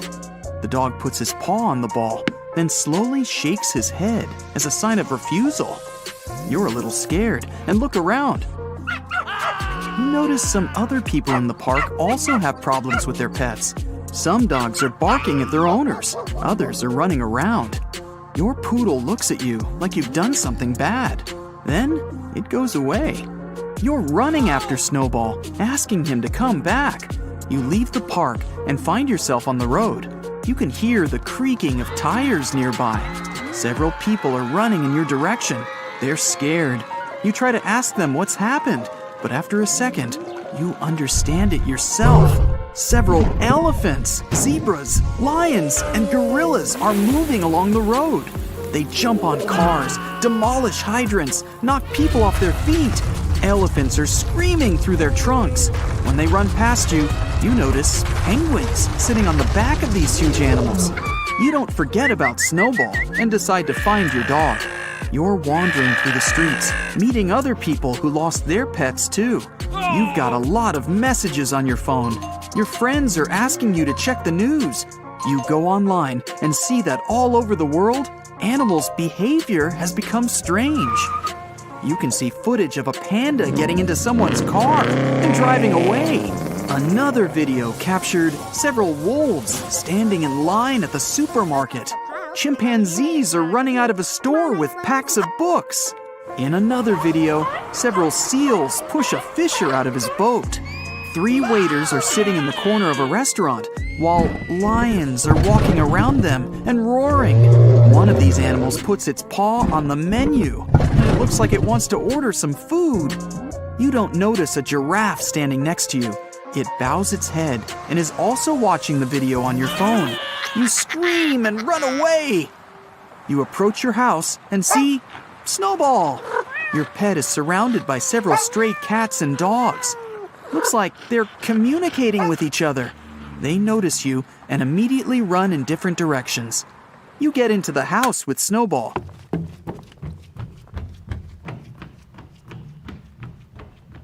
Cook your lunch and pour dry food into his bowl.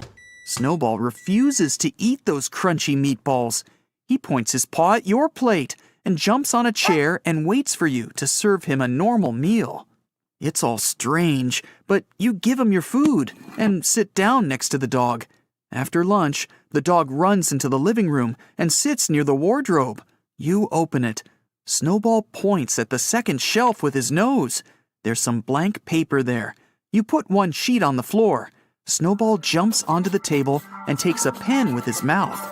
The dog's holding it with his teeth and drawing something on the paper.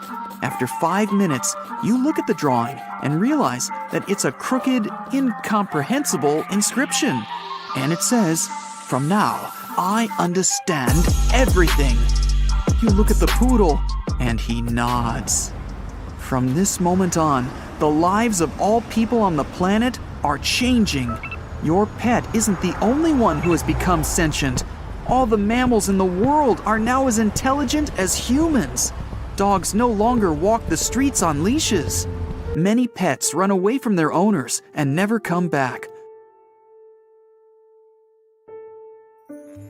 Others stay in houses and apartments, but only under certain conditions. Any pet has to eat the same food as their owner, sleep on a separate bed, choose TV shows to watch, and walk out when they want. Scientists around the world offer animals a chance to pass intelligence tests. Zebras pound out some famous melodies with their hooves. Gorillas are excellent at drawing and writing. Bulls draw geometric shapes on the sand with their horns. As soon as people realize the animals are smart, they decide to release all the mammals from captivity. Pigs, sheep, cows, and other farm animals escape from farms and pastures. They want to be free. Meat products are disappearing from all stores. Milk production slows down because not every cow wants to share it with people. Animals get freedom, but it isn't enough. They want to say something important, but they can't because their vocal cords are not capable of it. To solve this problem, scientists create a collar that reads an animal's brain activity and turns their thoughts into words. Now mammals can speak with robot voices. 1 million wild and domestic animals come out of forests and the jungle all around the world. Reporters gather around them with cameras. A llama with a collar approaches the microphone. It declares the planet belongs not only to people, but to animals as well. From now on, people are prohibited from harming nature. If they violate the agreement, the animals will begin to take over the cities. A 500-page act is signed. The terms of the agreement are written in detail. Some of the animals move to the forests and jungles, but some mammals want to live in a comfortable urban environment. Several years pass. Animals and people are getting used to a new way of life. Every mammal living with humans now wears a speech collar. This allows them not only to communicate with humans, but also to become full-fledged society members. Now you can see wolves delivering mail on the streets. Antelopes work as track and field coaches. Orangutans work as librarians.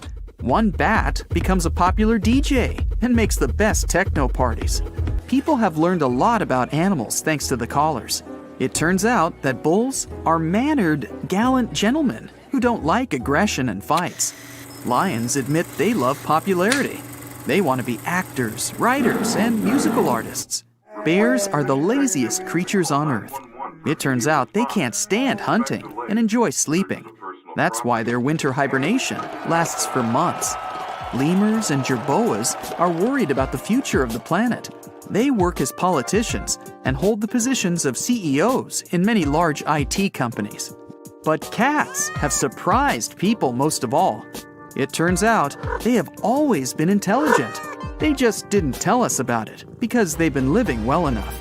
Since ancient times, cats have been highly respected in many countries. They stay at houses all day, relax, and bask in the sun. People love them and give them food. It's a great life. When they got collars, they said they didn't want to change anything. Famous fashion houses hire animals as models. You can see lions, gorillas, elephants, lemurs, and koalas in stylish outfits on the covers of magazines. Whales and dolphins are mammals too. They've also become intelligent, but their way of life hasn't changed much. They still like to swim in the seas and oceans. One day, people decided to interview a blue whale, the biggest mammal in the world. The whale said that two things are important in this world: clean water and the ability to communicate at low frequencies with other whales. And be careful with animals that came here from another planet. Then the whale simply swam away instead of answering the question of what it just meant. Over time, people realized that animal intelligence develops faster than that of humans. They build unique exosuits that allow working with their paws like people. A roe deer gets in the exosuit and builds structures with the help of mechanical hands instead of hooves. Using modern technologies, some animals create comfortable houses in the forests. They also install video cameras on trees to monitor people who decide to chop some wood. Then the animals invent their own language. Now they can communicate with each other without callers, using gestures, sounds, and smells. 100 years later, a group of deer and sheep create their own company to conquer space. Mammals send the first rockets into space and colonize Mars with people.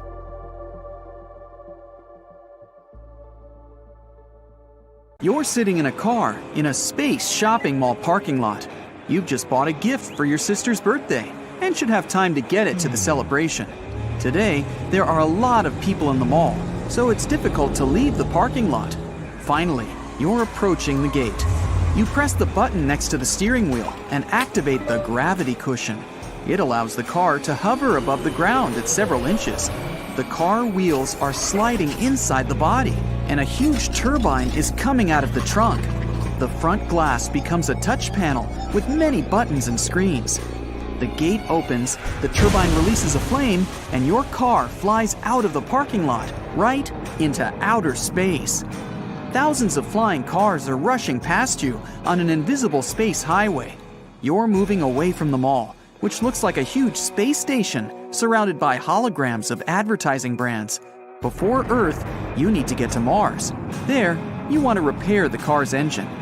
The navigator plans a route to the red planet, and you go on your way.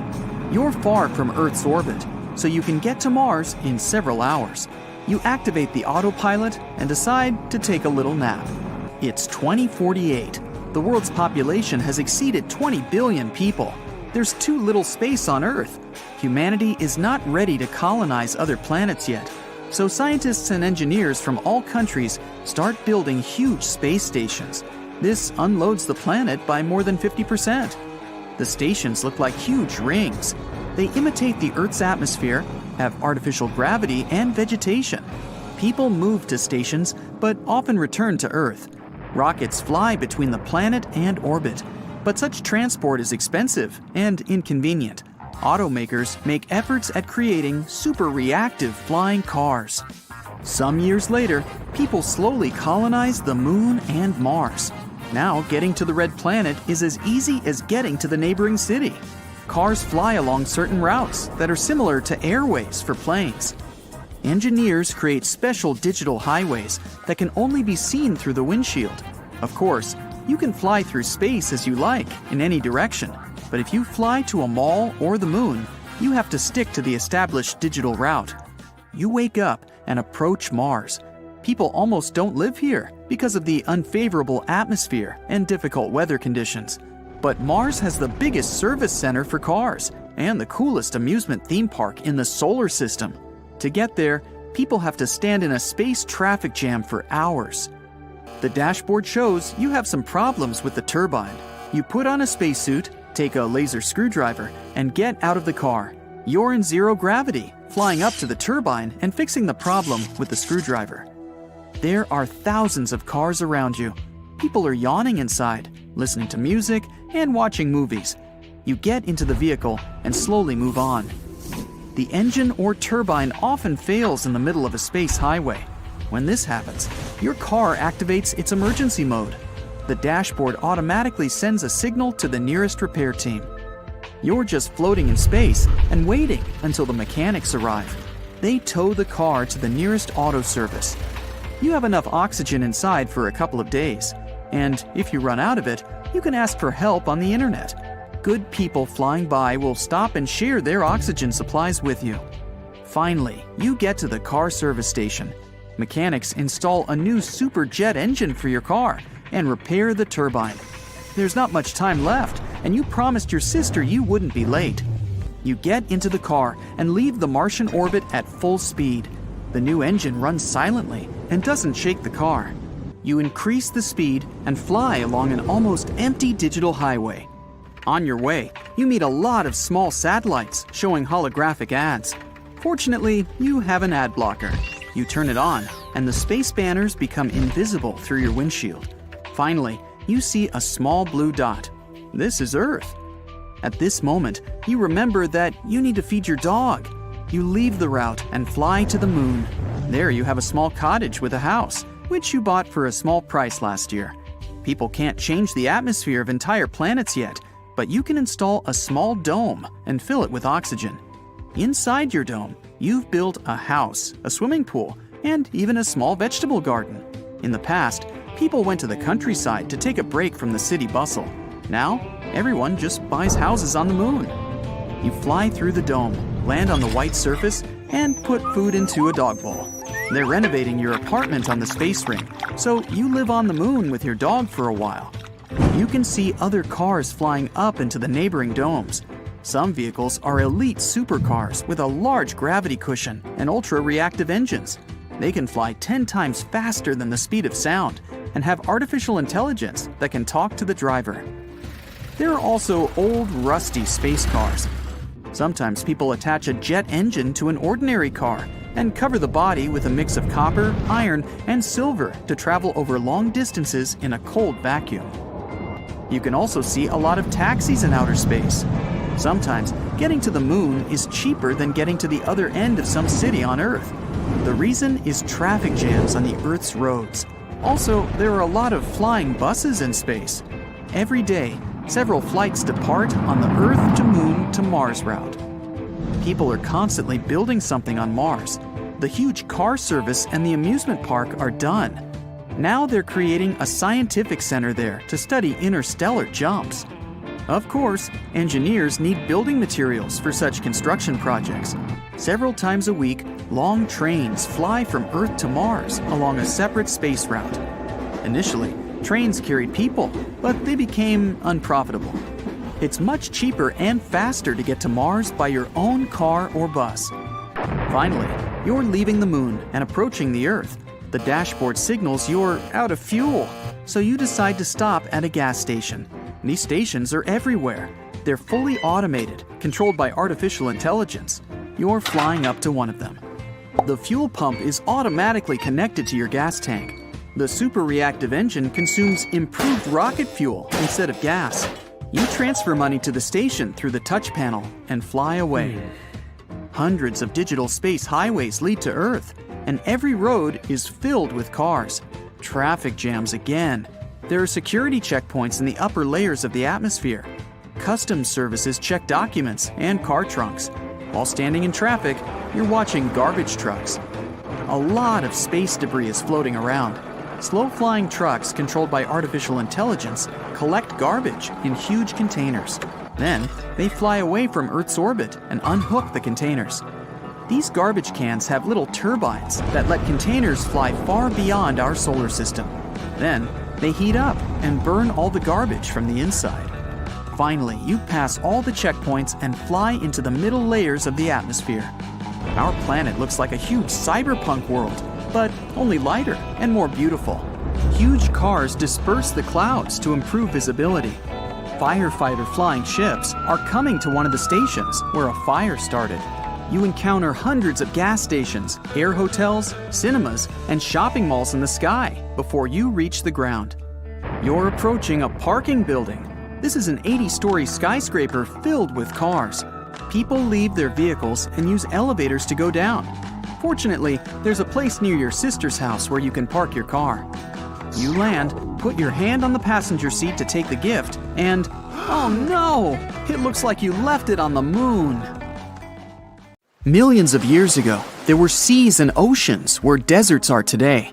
What if it all comes back? Water instead of sand, where deserts used to be. Life on the planet would change completely. Sand can act like a liquid if a strong enough airflow makes it rise from below.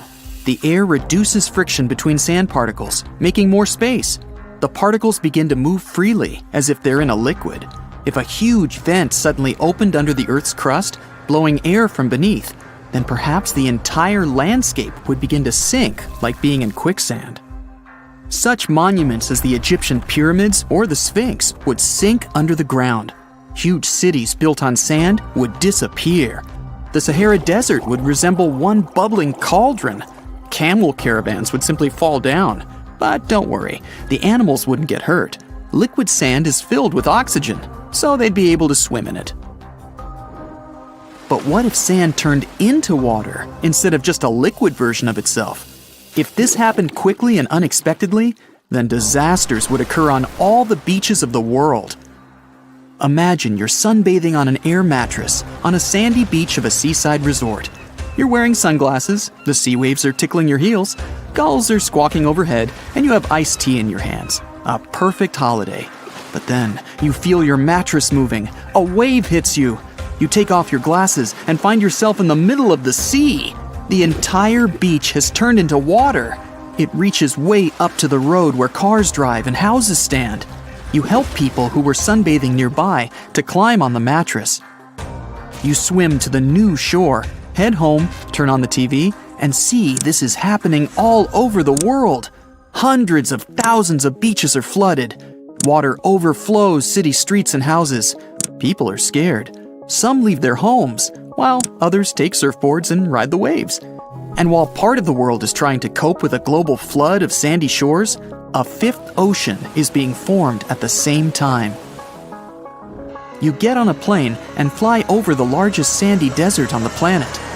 The area of the Sahara Desert is 3.5 million square miles. This is almost the area of the entire USA. Billions of tons of sand turned into water in an instant, and all this water starts to spill over. Animals living in the sand, such as jerboa, scorpions, cobras, and many others, disappear from the face of the planet. The nearest countries are devastated by the flood. The new ocean connects to the Mediterranean, Red, and Tyrrhenian seas. The water level in the world's oceans is rising so much that most island countries have to evacuate to continents. In coastal cities, people sit in cafes and enjoy life. Some are sunbathing, while others try to escape from the heat in the shade. Suddenly, the wind rises and a shadow appears on the ground. People look at it, puzzled, and it keeps growing. Everyone looks up and sees that a huge tsunami is approaching the shore. Desert countries have it even worse. They're flooded at once and turn into many small divided islands, and huge waves will hit the shores of port towns for a long time. The hottest places on the planet have become wet. Hot sands turned into almost boiling water. It quickly evaporates and forms huge rain clouds. Thanks to high humidity, the air pressure changes and strong winds begin to blow. They drive clouds all over the planet. Long rains begin all over the world, drenching everything. Water mixes with the world's oceans and cools down. The hottest places in the world are getting colder. With temperatures changing, tornadoes and hurricanes form in different parts of the world and ravage the planet. The face of the whole Earth is warping. New seas, lakes, and rivers form all over the world. Before, water comprised 70% of the planet's surface. Now, it's 90%. Fortunately, cataclysms don't last long. Even though sands cover a lot of land, they're not very thick. The depth of the ocean is hundreds of times deeper than the depth of sand in a desert. In some, the sand is only a few inches thick. Only the largest dunes may reach 150 feet in thickness. The water levels will rise drastically and will probably never return to what they used to be. But at least the weather will calm down sooner or later. But something bad is still going to happen. Every year, 2 billion tons of dust rise into the air. Most of it comes from deserts. Particles of this dust contain useful elements and bacteria. The wind carries them all over the planet. A quarter of this dust comes to rest in seas and oceans. Bacteria and nutrients feed small creatures in the ocean, such as phytoplankton or krill. These creatures, in their turn, are food for small fish and even whales. And the fish are food for predators, as well as for many land animals. So, if sands turn into water, the ocean will lose a lot of its nutrients. The good news is that it won't last long either. Nutrients and bacteria will adapt to the new conditions and will be able to evaporate with water, which condenses into rain clouds. The largest variety of the marine world lives in shallow waters not far from the coast. The desert turned into water gives ideal conditions for new life to develop. New species of animals appear that can survive in hot water. Many creatures that lived in hot sands have now adapted to marine life.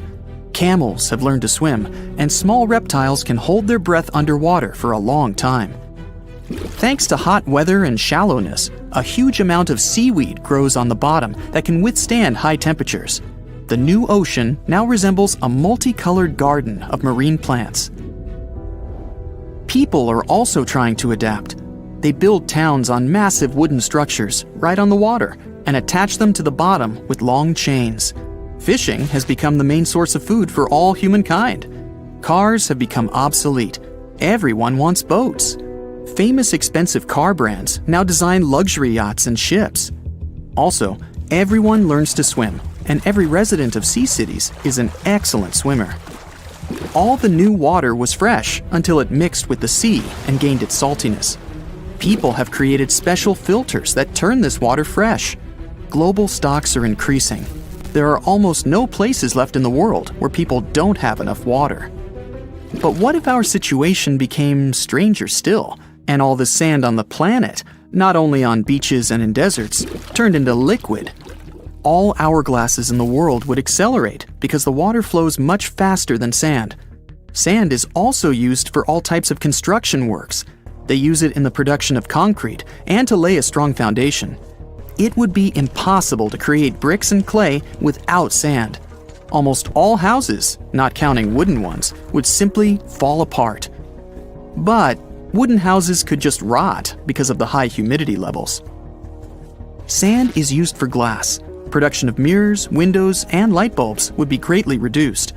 World reserves of drinking water would decrease as sand is a natural filter for purification. There would be huge traffic jams on the roads because, well, there would be no roads to speak of. Imagine you're driving a car and its wheels turn into jelly. Road vehicles would be severely affected. Planes would also stop flying because sand is used in the construction of the runway. The only means of transportation left would be ships. Sand is present almost everywhere on our planet, so the water would begin to moisten and wash away the soil. The whole world would turn into a vicious marsh, and it would be very difficult to move around. The humidity levels would increase significantly, and thick fogs would appear every day. A huge number of scolopendras, salamanders, frogs, and other creatures that love humidity would take over the planet. Some insects may evolve and increase in size thanks to the new ideal conditions. And people, if they survive at all, might grow scales to better transfer moisture. The Earth would look like a planet from a sci-fi movie. But fortunately, this isn't going to ever happen. You wake up with pizza boxes piled up on top of each other. You stretch your right arm and slide it across some wet spilled noodles you had last night. Your leg smears some chocolate cake from last week and stains your mattress. There are random papers, clothes, books, food cartons with food still inside them, and other random useless junk all over your queen-size bed. You're too lazy to get out of bed, but you have to get to work. You shove aside all the junk and slide it onto the already littered ground. There are plastic bottles, more fast food litter, clothes, dirty dishes, and animal fur on the ground. It's sticky and covers every inch of real estate to the point that you feel like you're walking on lava. You stare out the dirty window, look at yourself in the mirror, and sulk. This isn't the you you'd thought you'd be a year ago. The sun is shining and you just bought your brand new house. It's a nice place outside the city in a little friendly neighborhood surrounded by picket fences and blooming flowers. Your neighbors come up to greet you just as you pull in the driveway. They bring a casserole and some yummy desserts to welcome you to the neighborhood. You gleefully accept them and head inside your new pad. Throughout the week, you unpack your bags and arrange your furniture. You also just landed a new job which helped you afford this house. You wake up every day at 6 a.m. and come back home at 10 p.m. This new job is paying you well, but you don't have time for yourself or to keep your house in order. Over the next few months, you start ordering food every night and bringing leftovers to work. You haven't changed your bedsheet since you arrived and haven't vacuumed the floor since you first stepped foot inside. The smell inside is getting stronger, considering you're not taking out the trash or opening the windows to air out the house. You've also given up on sorting out your dirty laundry. You have no more clean clothes left, so you're reusing the same clothes for work, but they have food stains all over them. The bathrooms are not a place anyone would like to go. The running water drips and overflows onto the floor, making it damp inside. Since no sunlight enters, mold grows abundantly, providing a home for various bacteria and parasites. It's no wonder you call in sick every month. So much work has made you lose sight of your house and has affected your performance at work. You've gotten multiple warnings and have been told to take care of yourself and get new clothes or wash the ones you have. But the more clothes you buy, the more dirty stacks of clothes appear all over your house. There's no place to sleep anymore. Your bed is a mountain of junk, and your couch is home to boxes you haven't even unpacked since you moved in. You order a sleeping bag and crash in the dirty kitchen. Cockroaches are crawling on every inch of the kitchen floor, counter, and little crawl spaces. Rats have chewed on most of the wooden furniture and created a network of underground tunnels for them to access every area of your house. You hear the little rat tails clacking on the tiles whenever they run past your ear. You try to sleep, but the dishes in the sink are so stacked up that the dripping faucet channels water to run through the plates and glasses and splash on your forehead. You pick up your sleeping bag and place it in the basement. The smell is unbearable. There is moss growing in every corner and even a small puddle of stagnant water festering and providing a home for mosquitoes, bacteria, and other vermin. The rats and mice use this small pool as a swimming ground to have pool parties and clean themselves up after a long day of eating your food and creating tunnels. There are thousands of rats in every corner, but you somehow don't mind them anymore. You see little nests of baby rats in the dark corners. The wooden foundation is failing and being eaten away by termites and the buildup of mold.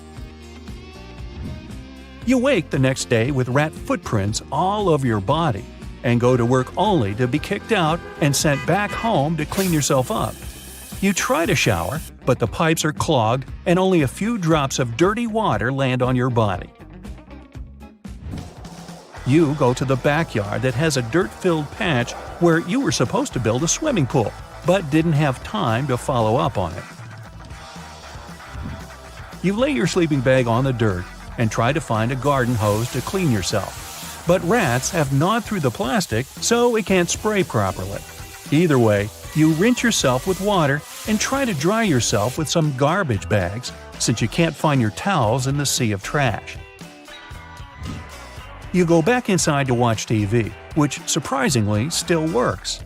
You clear some space on your couch and order pizza. You have a stack of pizza boxes stacked on top of each other, forming a makeshift coffee table, and you rest your legs on it. The pressure and weight of your legs allows some insects to scurry away that have been eating the leftover crusts and cheese. The doorbell rings and you get up and answer it. The delivery guy is already in his car driving away from the stench. They all know you by now. It's a good thing you paid online. You go back to watching the movie while seeing some more critters crawling all over your TV set. Hours pass, and you realize that you need to wake up early for work. You make some room to sleep, but scratch your head on some sharp object lying around the couch. Months pass. The neighbors stop talking to you, and even straight up ignore you. They avoid you every time you leave your house. Mostly, they gossip and comment on your house.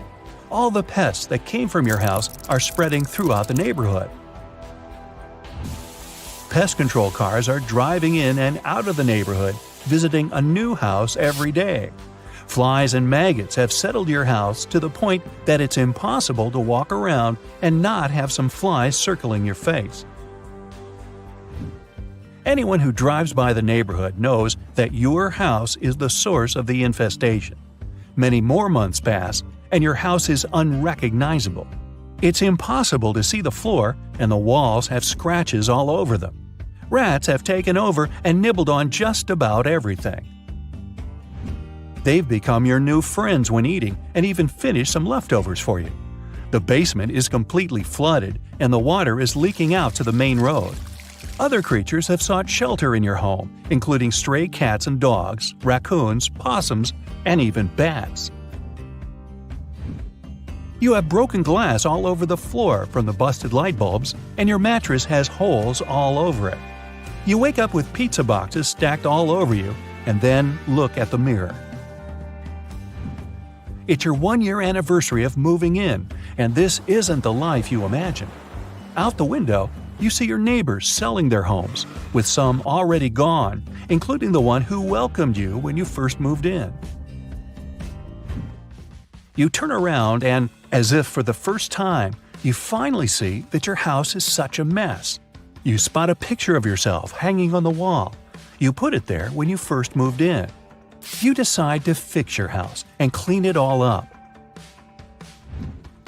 You know it'll take weeks or months, but you skip work and begin by cleaning up your room.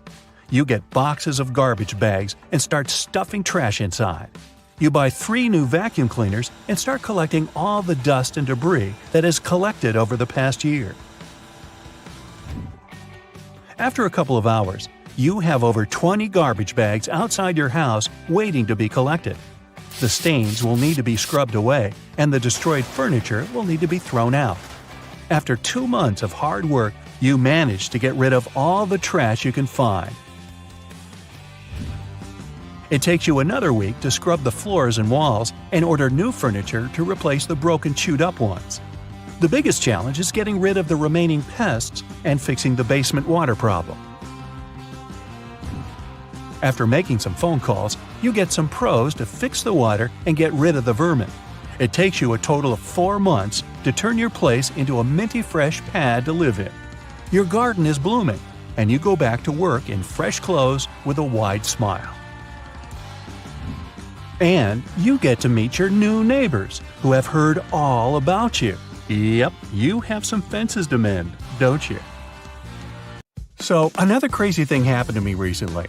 It was a Sunday morning, and I fried eggs for breakfast, but something was definitely wrong. I wasn't sure if it was the eggs or me, though. Now, you've tried fried eggs, right? They normally taste like, eggs. But that time, along with the eggs, I could also taste lemon, vanilla yogurt, and even some paper. And it's not as good as you might think. Yogurt tastes nice by itself, but together with eggs, it's gross. Whatever was the reason, I decided I'd be okay with just a tea for that day. But as soon as I tried it, I spat it out. What is that? Did I put a spoonful of black pepper there? I needed some water ASAP. I got a glass and, thankfully, it was just a regular glass of water. I tried to eat some strawberries, but along with the normal strawberry taste, they had a taste of hot chili. That's not a good combination, to be honest. It looked like something happened to all of the food in the house. I also had an orange juice, so I drank a glass of it. Surprisingly, it tasted totally fine. Suddenly, I got a weird thought. Do I taste colors? It was so crazy and strange that I needed to check this theory immediately. I admit I licked the white back of my cell phone, but it really did taste like vanilla yogurt, just like the egg. So, it was true. I could taste colors that would mix with every food's original taste and mess it up. I wanted to go to the doctor, but although this new superpower was weird, it was still a bit exciting. Also, I couldn't wait to figure out what other tastes are like. So, I went to a store and got myself a pack of markers. I got to the table, opened the yellow one, and licked it. It did taste like lemon. So I licked each one and made a list. Pink tasted like strawberry. Red was chili. Orange was an orange. Blue was very bitter. Light blue was salty. And violet was blueberry. Black was black pepper. Beige, nut muss. Gray, paper. And green tasted like puke. Well, I had to conclude I don't eat green food from now on. Not that I was really sad about it, though. Only one color was left, the brown one. I was very reluctant to try it, but I had to figure it out.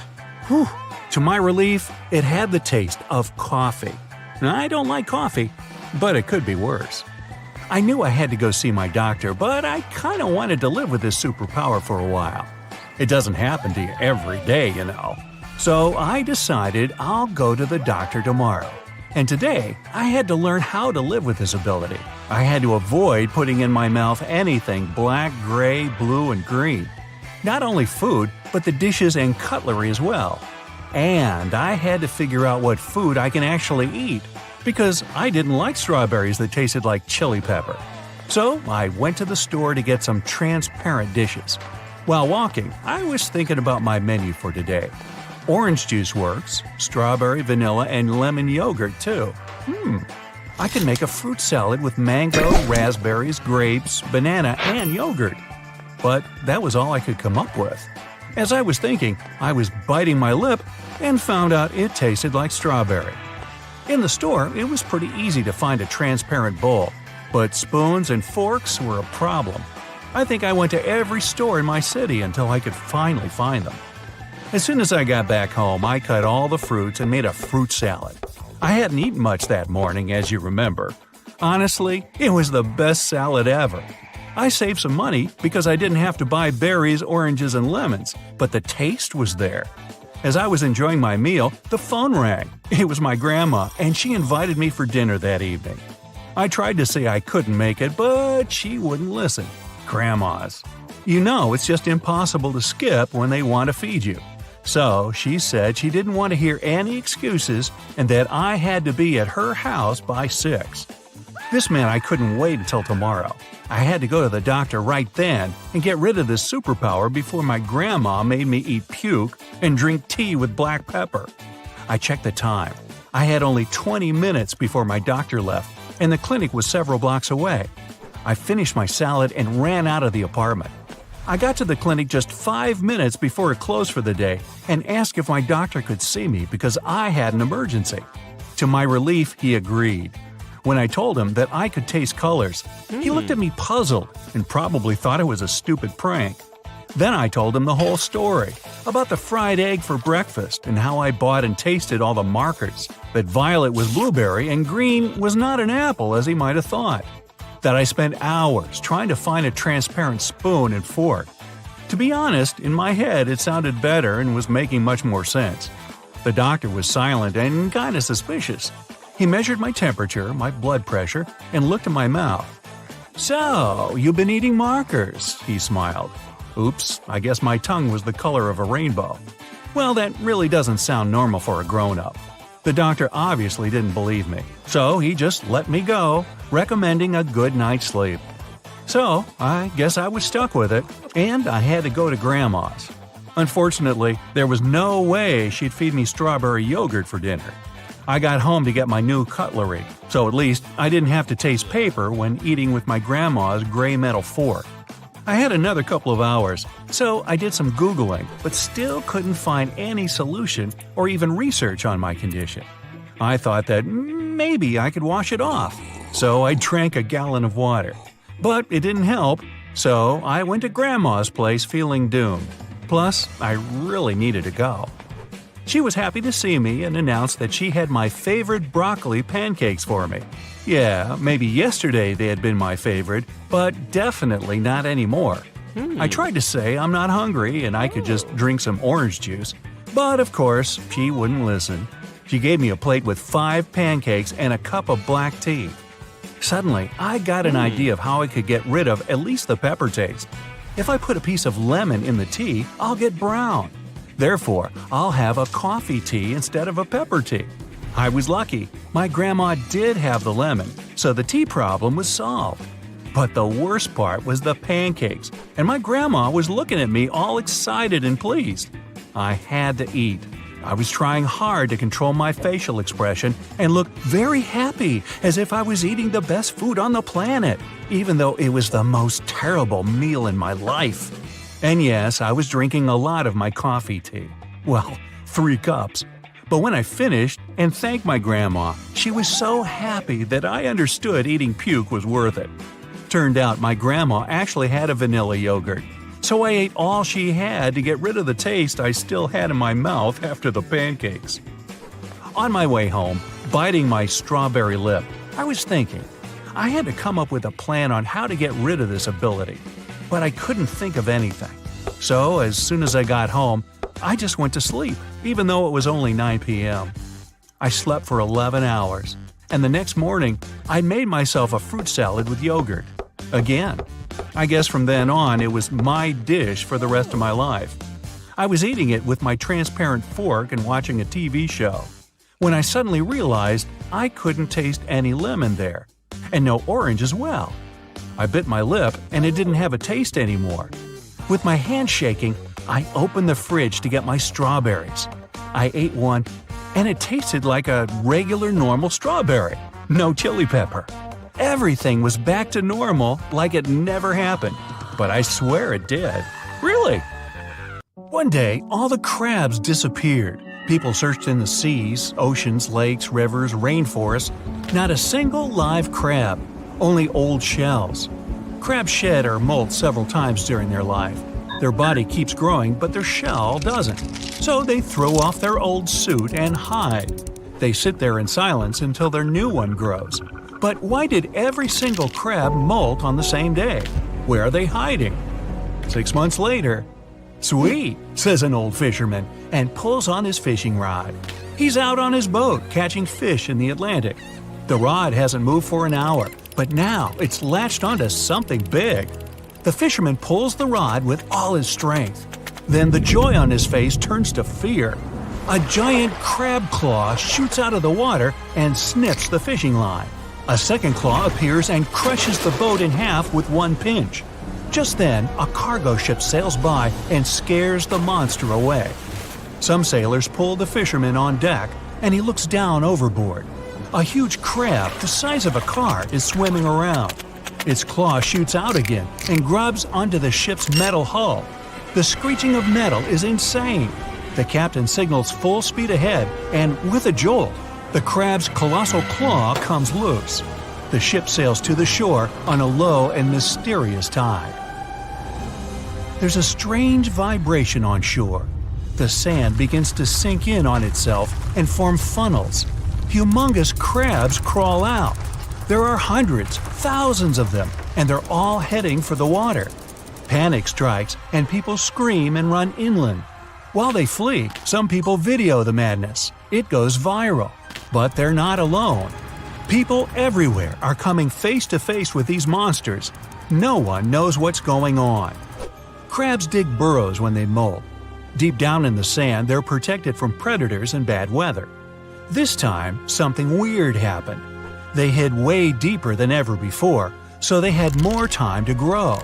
For 6 months, they've been sitting and waiting for their new shell to grow. Now they're out, and they only want one thing: food. Most crabs eat fish, alive and not, snails, and even other crabs, anything that gets in their way. They love fights and are naturally aggressive. But now that they're massive, small shellfish and algae are just not enough. A big fish would be delicious, but they can't catch them because crabs don't swim well. But on land, they move pretty quickly. The big fish are safe, but what about the rest of us? One day later, thousands of eyes come out of the water, like 1,000 submarine periscopes. Crabs have excellent vision, and they can spot a potential meal from far away. Their eyes can distinguish between houses and moving objects, cars, and people. Thousands of pairs of sharp, snapping claws emerge from the water and head for the city. There's chaos on the street. Crabs are running around, cutting down electric poles, overturning cars, and smashing glass. Everyone rushes off the street and heads for a narrow alley.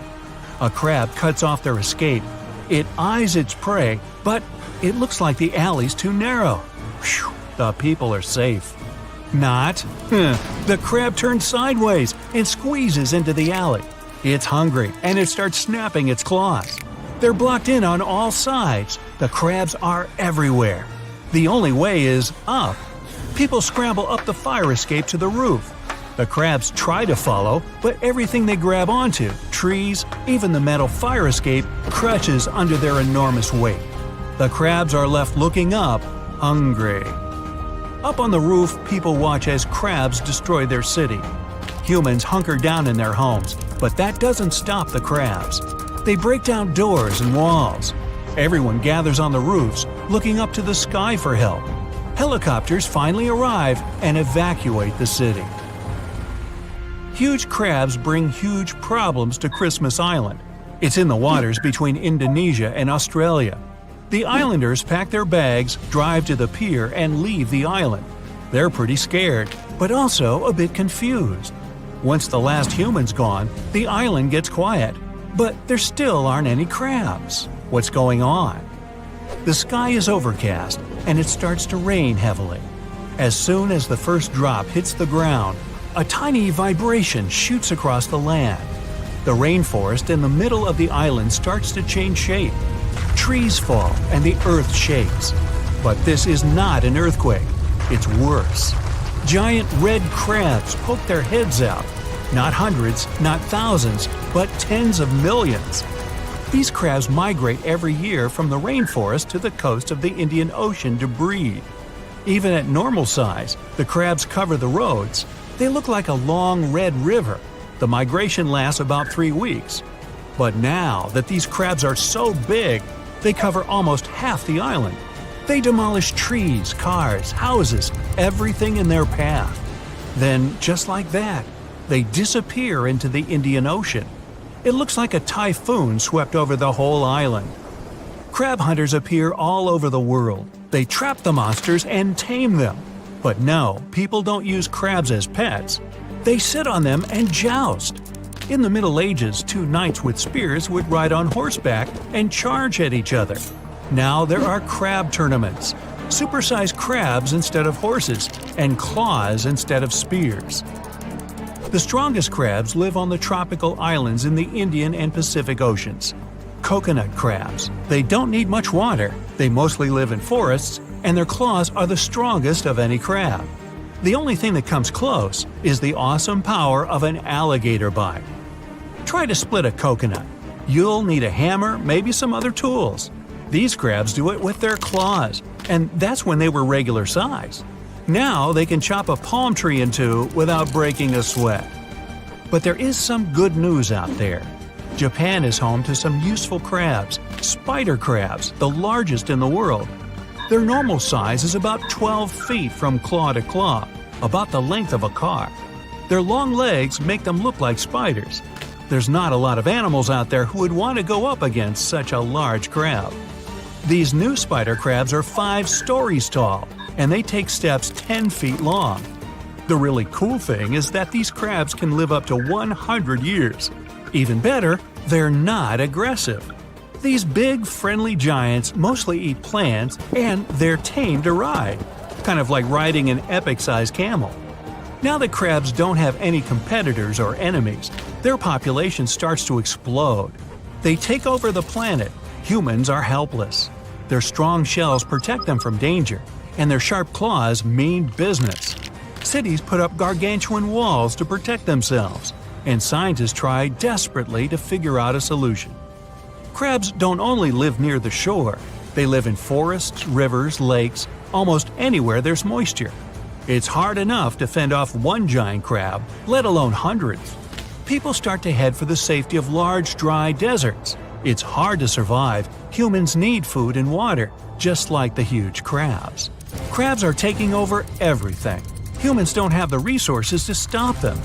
It seems like all hope's lost. But just then, they remember. There's no need for scientists and inventors. There's an old fisherman's trick that might just be the key to controlling the crabs. It's called a crab's bucket or crab trap. If you put a bunch of crabs into one bucket, they won't be able to get out. By instinct, they start to interfere with each other. One crab climbs up, but the other crabs grab it and pull it back down. Doesn't have to be a bucket. The traps can be all kinds of shapes: funnel, cube, even pyramid shaped. And that's what people decided to do. They dig deep ditches all over the world and line them with concrete so that the monster crabs can't dig their way out. Then they lure the crabs in with some tasty fish and seaweed. Once the crabs go in, they're trapped for good. Victory! And soon, down at supermarkets all over the world, there's a special sale on fresh crab. Hey, don't forget the seafood sauce. Hey, if I said, "What time is it?" you'd probably look at your phone, laptop screen, or wristwatch to find out. But how do these devices know the time? In your devices, the time is set automatically by the program. But how does this program know the exact time? People set up wristwatches before the sale. But then, how do these people know the time? Does anybody really know what time it is? Hey, there's a song there. Anyway, how do we determine this time? And what happens if all the clocks in the world stop? Wait a minute, or longer. So, welcome to the National Physical Laboratory in southwest London. Here you can find some of the world's most famous atomic clocks called hydrogen masers. There are about 400 such devices around the world, and they help the whole planet navigate through time. All modern technologies, satellites, operating systems, GPS, flight and train schedules, and the TV program on your screen are guided by the atomic clock. And here's how they work. Imagine a pendulum. It swings from one side to the other. One swing from left to right, or vice versa, is a period of time equal to 1 second. The pendulum is not very accurate since it's not constant. Its movement may slow down or accelerate. In atomic clocks, atoms do the function of a pendulum. When they're exposed to microwave radiation, they begin to fluctuate. About 9 billion fluctuations are equal to 1 second. Don't believe me? Hey, count them yourself. The vibrations of atoms are precise and unchangeable. These clocks are not lagging behind and not accelerating. The error in such a clock can be 1 second once every 10 million years. Now, I can't wait around that long, so I'll take my word for it. Atomic clocks guide all modern technologies and communication satellites. And now, let's imagine that, for some reason, they stop working. Atoms no longer react to microwaves. After them, quartz watches and all electronic ones stop. Your phone no longer shows the time, and the arrival times of flights disappears on the information board at the airport. At this moment, all dispatchers contact the pilots and ask them to land urgently at the nearest airports. Further flights become impossible. There are too many planes in the sky. If several start taking off and landing at once at the same airport, it can lead to a disaster. Dispatchers wouldn't create the correct schedule without clocks. The same goes for all trains. Train stations can no longer coordinate trips and make switches on railway tracks.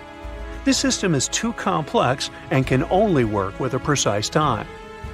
The world is beginning to plunge into complete chaos. The banking system is collapsing. Brokers don't transfer money to clients' accounts on time. People can't get their salaries on schedule. Imagine you promise to send a presentation to a client tomorrow at 2 p.m. and expect to get paid for it. The next day, you don't know what time it is, and send the presentation to the client 2 hours later. They don't get the file on time, and the deal falls apart. At large plants and factories, the schedule of the day gets down. People don't give out the necessary volume of production. Imagine some factory produces 2 tons of processed steel in exactly 8 hours. But the rhythm of work is disrupted, and this reduces the volume. Next, the steel should go to the ship. However, the ship schedules are no longer working either. And this applies to all materials in general: wood, electrical carriers, oil, and metals. Logistic chains collapse because of the stopping of the clock. There's an economic crisis and panic in the world. The exchange closes and opens every day at different times. Shareholders and investors are losing a lot of money. Some say that the clock, not the steam engine, was the most important mechanism for the Industrial Revolution. Steam engines powered cars and ships, but they couldn't synchronize the work of many people. Under such conditions, you stop rushing anywhere. But so do all the other people. You can come to the supermarket, and it will be closed because its owner overslept. But then, when its doors open, you'll find that there are almost no goods there. Ships, trains, and trucks couldn't deliver fruits, breads, and vegetables because they couldn't agree on the time. Many will leave big cities, as it'll be challenging to live there without clocks. The age of high technology has ended. TV channels stopped working because some employees were late and didn't start the broadcast. The channel host came before the operator, but the sound engineer is still sleeping because the alarm clock doesn't know what time it is. To stop the chaos, two things need to be done. The first is to accept that the former high-tech life will no longer exist. The second thing is to take an example from our ancestors. People live for thousands of years without knowing the exact time. It has been necessary only since the beginning of the Industrial Revolution. Before that, people were guided by the sun, the rooster singing, and the internal biological clock. For hundreds of thousands of years, humans used to go to bed at night and wake up in the morning. But with the invention of the light bulb, this order was violated. The industrial era forced humanity to focus not on the internal clock, but on the opening time of factories and plants. Then TV, the internet, and video games were invented, and the sleep mode established by evolution changed. But in a world without counting time, people will forget about alarm clocks again and start improving their sleep. There will be a sundial in every house. The shadow will guide humanity. Hourglasses of various shapes and sizes will be popular again in the world. Sooner or later, we will have returned to some landmark in time as it was in the past. For example, in the 19th century, people used hundreds of different time standards. Railway schedules and buses determined each of them. When the number of routes increased, people started sticking to the same time that was set in Greenwich, UK. There was a big mechanical clock that guided the whole country. Greenwich Mean Time, or GMT. Merchants, factory directors, and bankers adjusted their watches according to GMT. When all UK trains were timed, the GMT signal was sent across the Atlantic via an underwater cable straight to Harvard in Massachusetts. Then, at a special conference in Washington, D.C., more than 25 countries recognized Greenwich as the international time standard. Everything was fine. The technology worked synchronously worldwide, but the problem started. After 10 years, scientists realized that the world needed new clocks. It turned out that the Greenwich clock was inaccurate because it was based on the time our planet spent to make one spin around its axis. In the 20th century, people learned that Earth changed its rotation speed over the years. Oh yeah? It accelerates or slows down because of the gravitational influence of the Moon, the Sun, and other planets, and because of geological fluctuations inside the Earth's core. Scientists calculated that in 1900, the Earth rotated 4 milliseconds slower than at the end of the 21st century. Yes, there are people who watch this kind of stuff. Therefore, people began to develop other, more accurate clocks, atomic ones that we still use. But the strangest thing is that even these clocks don't work in the way people need. Their main problem is excessive accuracy.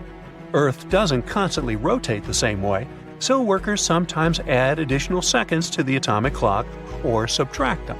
And here's why. Ordinary clocks are based on the rotation of our planet. When the time on such a clock shows morning, it's also morning outside. When the clock shows the late hour, it's dark outside. You with me? Our planet doesn't rotate at a constant speed, and the atomic clock is perfectly stable. If the world always worked based on these clocks, then time would sooner or later deviate from the actual day and night. At some point, the sun would begin to rise at 6 p.m., and sunset would start by 7 a.m. To prevent this, timekeepers changed the time on atomic clocks slightly. All of this is necessary to preserve the usual things for people so that the morning hour on the clock and the street coincide. Well, it's time for me to make like an atom and split. Humans could live in a vacuum, with the only difference being, well, our entire selves. We're always talking about living on other planets and how we can adapt to them, but theoretically, we could live on a space station. However, in that case, life would evolve completely differently, all because we'd have to live without an atmosphere.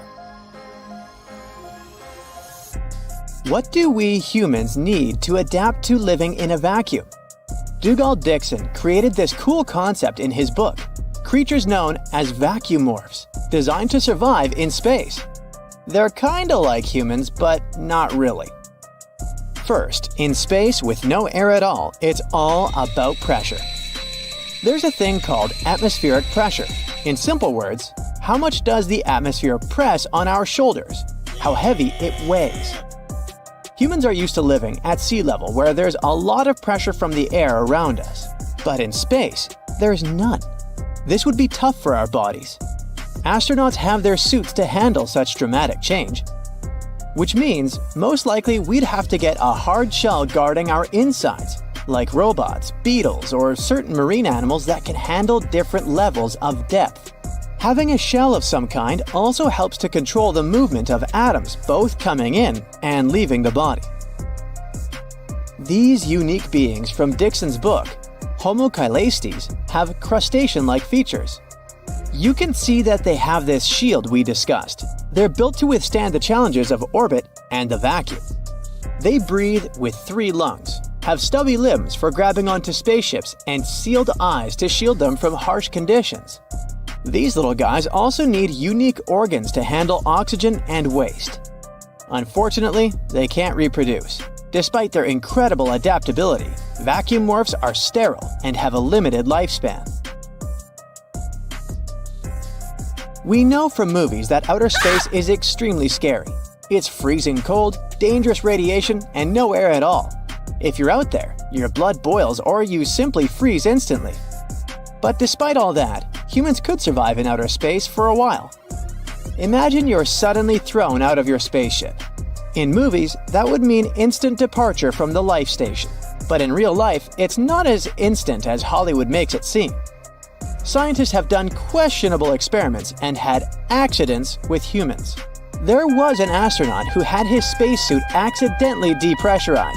He blacked out, but was luckily okay after repressurization, although he did lose his sense of taste for a while. In any case, it turns out you could actually survive for a couple of minutes in the vacuum of space, but it's not a pleasant experience.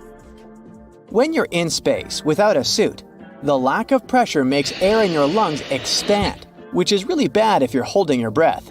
Within a minute, you'll pass out from lack of oxygen. It takes just a few seconds for everything to go dark. However, there is a form of life that can hang out in outer space just fine. Scientists found some tiny creatures called extremophiles that can handle all of that. They're nature's most brave survivors. These microbes can handle crazy conditions like freezing cold, no air, and lots of radiation. Recently, we decided to find out how this special bacterium copes in space. Scientists sent it up to the International Space Station and left it outside for a whole year. When they checked on it later, they found something amazing. The bacterium hadn't changed much in appearance, and it even had produced tiny structures called outer membrane vesicles to protect itself. It turns out that this bacterium has a superpower. It can repair its DNA and fight off harmful molecules that could damage it. It also changes the way it uses energy to adapt to space life. This could help us learn more about how life can exist beyond our planet. It was called the Transpopo mission. Bacteria are incredibly adaptive. For example, we discovered that bacteria can float around in space for years. These tiny organisms can stick together in clumps, like little protective communities. They can survive the harsh conditions of outer space by doing so. In a cool experiment, scientists put some really tough bacteria on the outside of the International Space Station. These bacteria were in little balls, each 5 sheets of paper thick. As a result, they stayed out there, unharmed, for 3 whole years. Their outer layers acted like shields, protecting the ones inside from all the space nasties. This discovery suggests that groups of bacteria could travel through space between planets. They call this idea panspermia, which basically means spreading life through the universe. In other words, space travel might accidentally bring life to other planets.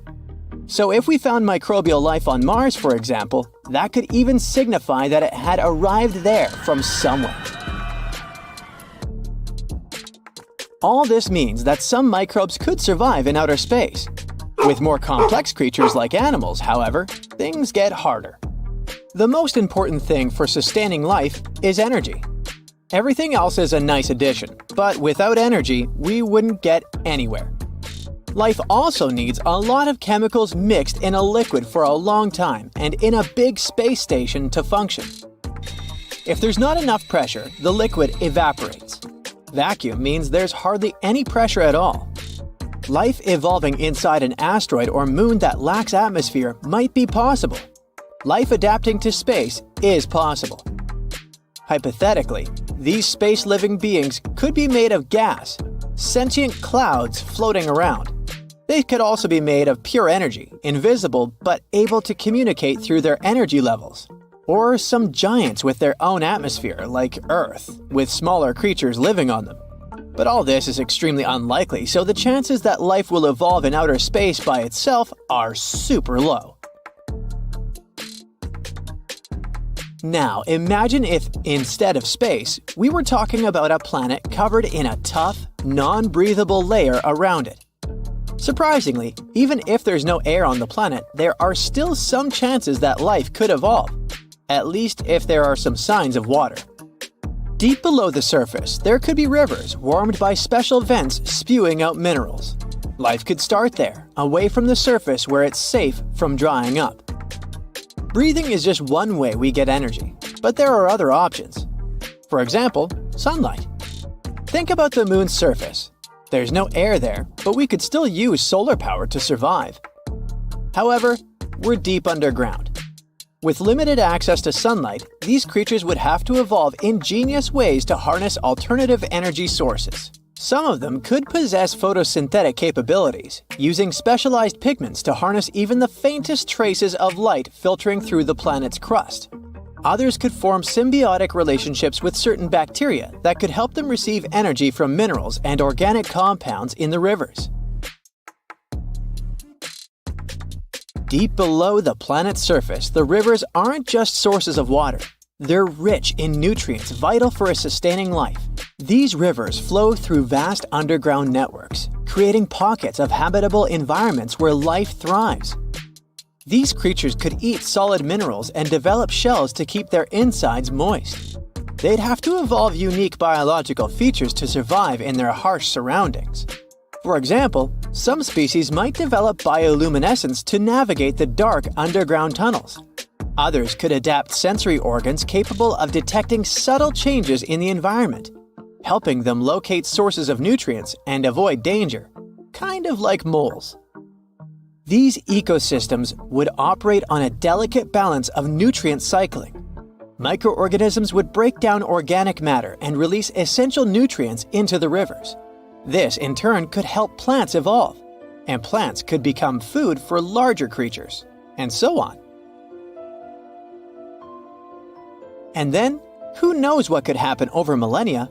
As the planet's crust shifts and cracks over time, exposing these underground realms to new challenges, the creatures adapt and evolve in response. In any case, what we learned is that life is much more adapting than we previously thought. It could survive even in extremely harsh conditions. We might not know what types of life we'll discover on other planets, but we shouldn't be surprised if we find it in weird, unexpected places. You wake up, gasping for air, struggling to peel yourself from your bed. When you do manage to get your feet on the ground, it feels like they're glued down tight. You're twice as heavy. It feels like you're carrying another you on your shoulders all day long. Well, congratulations. You've woken up on an Earth where uncontrolled experiments with dark matter have doubled the force of gravity. Mass panic happens when over 8,000 aircraft fall as soon as the gravity spikes, crashing into buildings, forests, and oceans. And that's because airplanes suddenly lost the balance between the pull of gravity and the lift force necessary to keep them cruising. Pilots did attempt to save their planes, but GPS failed as satellites swiftly moved. After a month, humans begin to look more and more like chimps. Bones are getting thicker, and the immense force constantly pulling people down is squashing their spines, making everybody bend over. People start figuring out that walking ape-style on all fours helps with better balance and stability. And that becomes a big deal, since even tripping over a tiny rock could lead to a nasty fracture. Falls not only get more intense due to the extra forces on bones and joints, but they also happen faster. Gravity's pull doubles the acceleration force, increasing it from 32 feet per second to 64 feet per second. Your house is not a safe place anymore. Old buildings and bridges all over the world are now collapsing. Inside those still standing, residents get the scary feeling that the whole place is shaking, and cracks start showing up everywhere. It's dangerous to stay inside houses, as roofs are now twice their usual weight, and any rain or snow also feels twice as heavy. Car alarms are constantly going off because tree branches keep falling all over the place. Most trees simply can't bear the weight of gravity, and only strong and small plants survive, like cactuses and succulents. 6 months after the sudden change, supermarkets have a sinister vibe going on, with shelves nearly empty and people arguing over the last loaf of bread. You get frustrated to see that your favorite Japanese restaurant is now 5 times more expensive. And it's not just about salmon prices. It's rice that has become a rare luxury item, since the gravity boost has messed up the photosynthesis process, and the seeds are taking too long to grow. On the flip side, carrots are now cheaper than ever. They're sprouting and growing at lightning speed. People start eating so many carrots that human skin now has an orange glow from all that extra beta-carotene. Farmers are getting creative, using artificial supports to keep plants like tomatoes and corn on their feet. But even with all their efforts, it's hard to get a good harvest. Summer has arrived, and even your air conditioner can't relieve the unbearable heat. A sudden change in gravity disrupted Earth's orbit around the Sun, pushing it into a new, tighter elliptical path.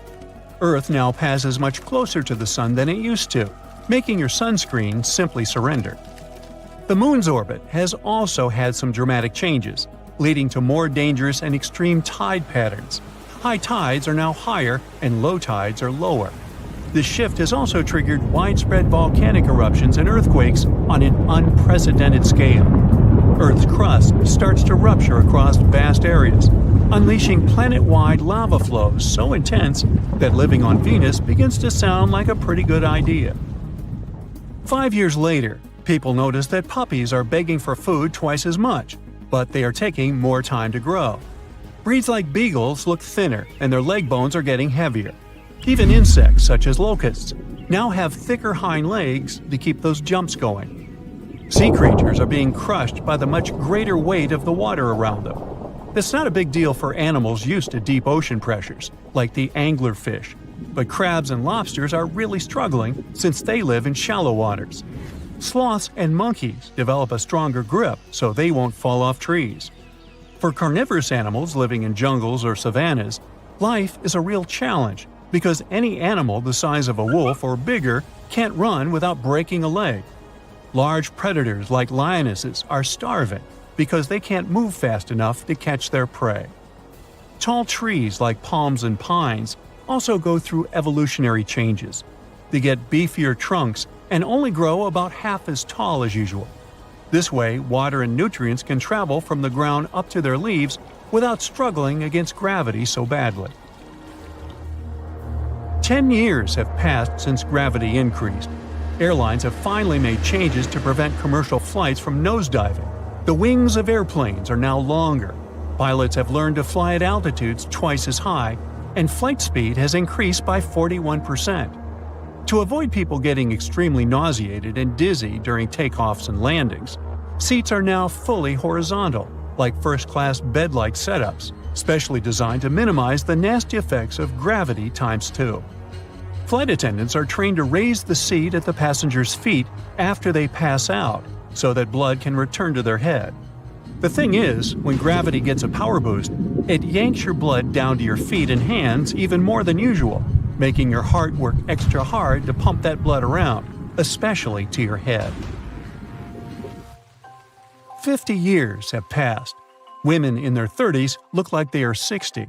Higher gravity decreases collagen synthesis, so even though they're still young, they're dealing with more wrinkles and fine lines, and their skin has already lost a big part of its elasticity.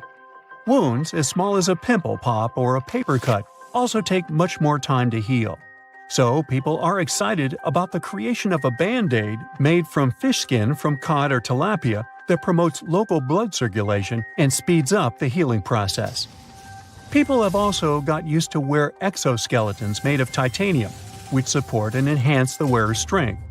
This technology features cool joints at the places that copy humans' natural movements, giving people more flexibility and letting them move around more easily. Prototypes of personal flying devices start popping up after 100 years. The Gray Flyer is like a jetpack made of carbon nanotubes, making the structure strong without adding much weight.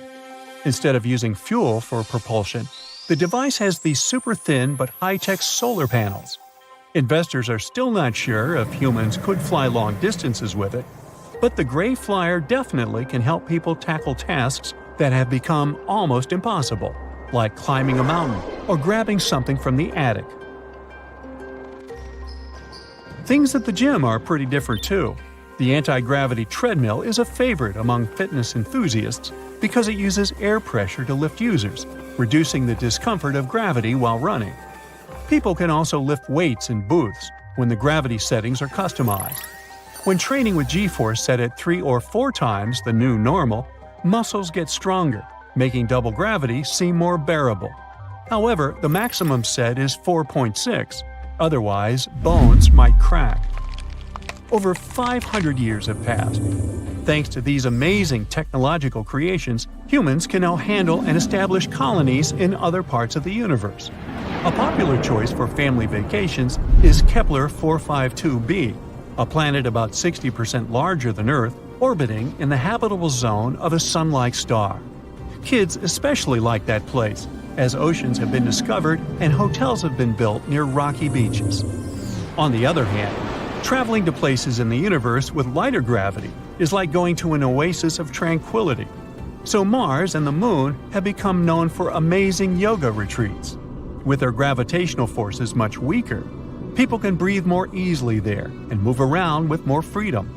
Keep in mind that these trips are expensive, so you might want to start saving up now. Around 3 to 200 million years ago, all the continents were stuck together as one big landmass. Over time, they moved apart and formed the continents we have today.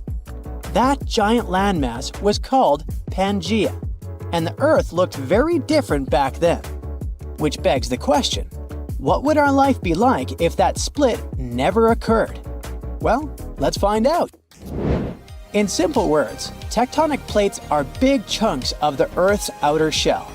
Our planet is like a puzzle of landmass, and these plates are the pieces.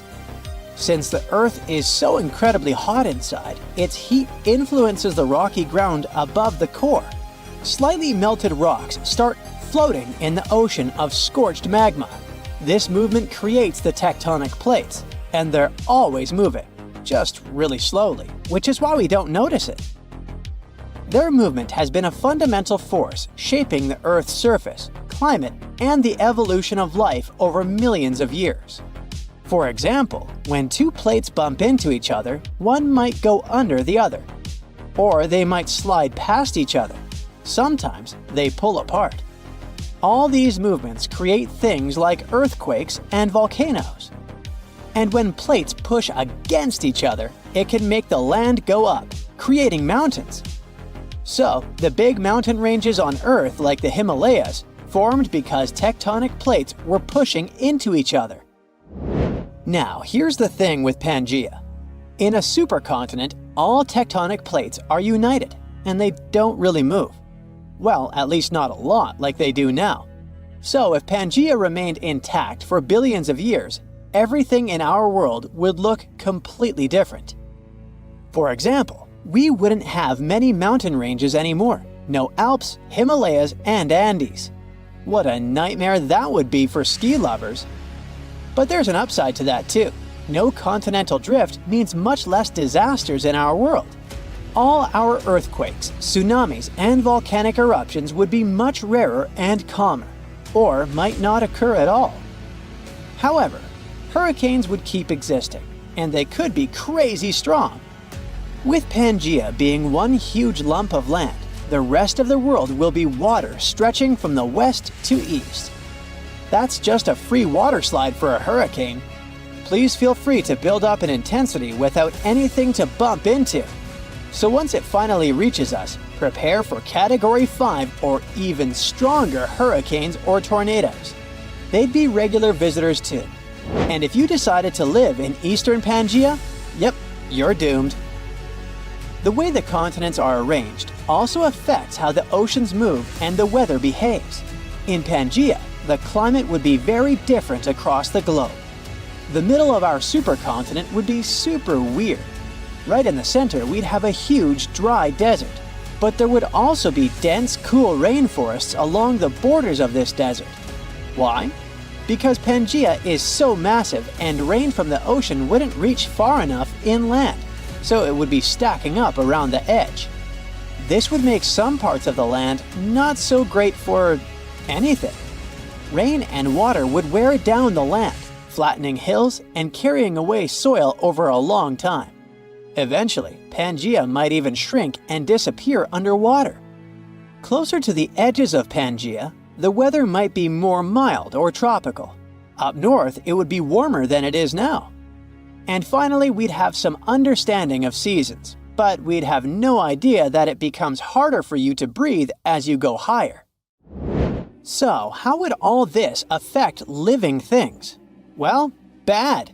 Pangaea would be awful for the variety of life on Earth. History shows that having separate pieces of land is very important for life. It was a big reason why new kinds of species appeared. For example, Madagascar, an island that broke off from Pangaea, was isolated for millions of years, which is why it has many plants and animals not found anywhere else. Fewer isolated lands like Madagascar and Australia mean less cool and unique plants and animals. The climate problem doesn't go away either. Almost all Pangaea would be hot and dry inside, but it wouldn't be all too boring. There would still be some environments for animals to live in. Reptiles like dinosaurs might do well in this kind of climate. That's one reason why dinosaurs thrived when the whole world was one big landmass before mammals came around. Also, this might push for the development of creatures that can live in water. They'd be more diverse and bigger in size. So basically, Pangaea is a master of creating Earth as dangerous for humans as possible. With all this in mind, let's finally see how humanity's doing, assuming that we survived and evolved. First of all, where would your country be located? In theory, you could take a road trip from Brazil to Canada, because they'd be part of the same huge landmass. North America would be right here, and Europe would be just east of it. Most of Asia would be up north, and Antarctica would stay down south. Australia would still be in the middle of nowhere. A literal Antarctica would be closer to everyone than Australia. That's assuming that countries stayed the same. And hey, cool news! All our modern countries might not exist at all. Okay, that didn't sound as good as intended. More precisely, the countries would have completely different boundaries, and the world would be much more peaceful and united. Let's see. First, we'd form some tribes. But since we would share the land, we'd have to compromise. We can't all have the only coast or only inland regions. Each tribe would probably get a fair piece of the land so that everyone could meet in the middle to settle problems or make trade agreements. As tribes got bigger, People would move to new lands, separated by deserts and forests, forming their own nations. The hunter-gatherer era might take some more time, since we have fewer animals and plants. If we started hunting, we'd probably wipe out all the big animals pretty quickly, except for the ones we could potentially domesticate. Imagine having dinosaurs as pets! But the whole supercontinent would quickly enter the agricultural era, because whatever technologies we discover, we'd share them with each other right away. The main difference would be that during our age of exploration, there would be mostly small, isolated islands to discover. Travel and trade would be easier too. Cultures would be less distant from each other compared to our world. For example, right now, Native American culture is very different from Pacific Island culture because they've been separated by water for a long time. But on Pangaea, cultures might form a continuous line from the southern tip to the northern tip, which means all cultures would be very closely related. And that wouldn't be the only similarity. Our appearances would be very much alike as well, since Earth is still tilted on its axis. The very north and south will stay cooler. So even though some people would still have white skin and blonde hair, in general, everyone would still have less melanin. Around the central part where the sun is always shining, most people will still have dark or tanned skin. This could create a more similar world where people could see themselves as global citizens and Earthlings. The sad part is, we probably wouldn't be as motivated for technological progress as we are now. All the land is already known. There's no need to explore. The weather is mostly good and warm. The crops are growing well, the neighbors are hopefully peaceful, which is why humans would be fine with things as they are. We'd probably stick to basic tools and science. Of course, we're naturally curious creatures, so we'd still have some progress. It just would be very slow compared to our world. What sounds boring for some might sound awesome for us. Our life would be less exciting, but we'd be more united and peaceful. Maybe, in a world like that, we learn to treat each other with more kindness and love. But we can only imagine. Now, we as human beings have faced all sorts of challenges: ice ages, tough diseases, squabbles over real estate, and so on. But let's try to go way back to 400 million years ago, to the times when our oceans were ruled by sea creatures and the lands barely had any animals on them. Do you think you'd be able to survive there? We're talking about the Devonian period. It started around 400 million years ago and lasted really long, about 60 million years. It's named after Devon, England, where scientists first studied rocks from this time. The world was quite different then. Our planet featured 3 continents: a gigantic supercontinent, Gondwana, down south, a smaller one called Siberia up north, and another medium-sized one called Laurasia to the east. These landmasses were moving around and crashing into each other, making big mountains. Now, imagine if your time machine broke down and you ended up in this ancient world. You're now in a world where the land is pretty much a barren wasteland. You are surrounded by basic plants like mosses and ferns. This is the early Devonian period. There were no trees yet, but moss was everywhere. And wow, that's a lot of water! Around 85% of the Earth was covered by oceans during the Devonian, so you see many warm, shallow, oxygen-depleted lakes around you. The first thing you notice is that breathing seems a little harder. Well, don't panic. It's all because of lower oxygen levels, around 19%. It's still enough to ignite fire, and trust me, you'll need one, but prepare to feel a bit dizzy. Luckily, there are no huge predators to run away from, but you'll probably have to do a lot of swimming. Alright, at least the weather seems pretty nice, warm and steady. If you keep traveling, you'll notice that the land seems almost limitless. That's because we're on Gondwana, the biggest supercontinent of them all. Since the tectonic plates don't move around much, there are barely any mountains around, and the Earth actually feels flat. Well, not totally flat. Gondwana boasted a gigantic mountain range, akin to the Himalayas. This range was gradually breaking down, sending sediments into the ocean. Those sediments would provide nutrients that help marine life thrive. In any case, it really feels like a whole different planet. The landscape around you looks like something out of Mars, if it had water. The only question is, where is all the life? Underwater, of course. There's a reason why Devonian is called the Age of Fishes. Now, to be fair, it wasn't all fish. The conditions were perfect for certain early marine life to develop important things, like lungs. Some even gained the ability to crawl out of the water and onto land for short periods. So, if you spot a tiny lizard-like creature around the coast, don't step on it. It's your great-great-great-great-grandparent. Well, it's not like you'd be able to really step on it. Remember the guy from the evolution meme with a funny crocodile-like head? His name is Tiktaalik. As you can guess, it was one of the first creatures linking fish to land. And although it might look friendly, it actually has a 9-foot-long body and very sharp teeth. And yes, it can crawl. So if you notice a huge lizard, better find a hiding spot. You'll start seeing more of those Tiktaaliks and four-legged animals in general by the Middle Devonian. But let's risk our lives for a moment and dive underwater. What do we have here? Welcome to Subnautica, Earth Virgin. While the land looks very primitive, marine life is incredibly diverse. We have corals, sponge-like creatures, sea lilies, shellfish that resemble clams, and more. The oceans are filled with various critters that look fascinating and potentially dangerous. Here are some tough armored placoderms, and yes, all of them are bigger than you. These formidable fish had powerful jaws with blade-like plates as teeth.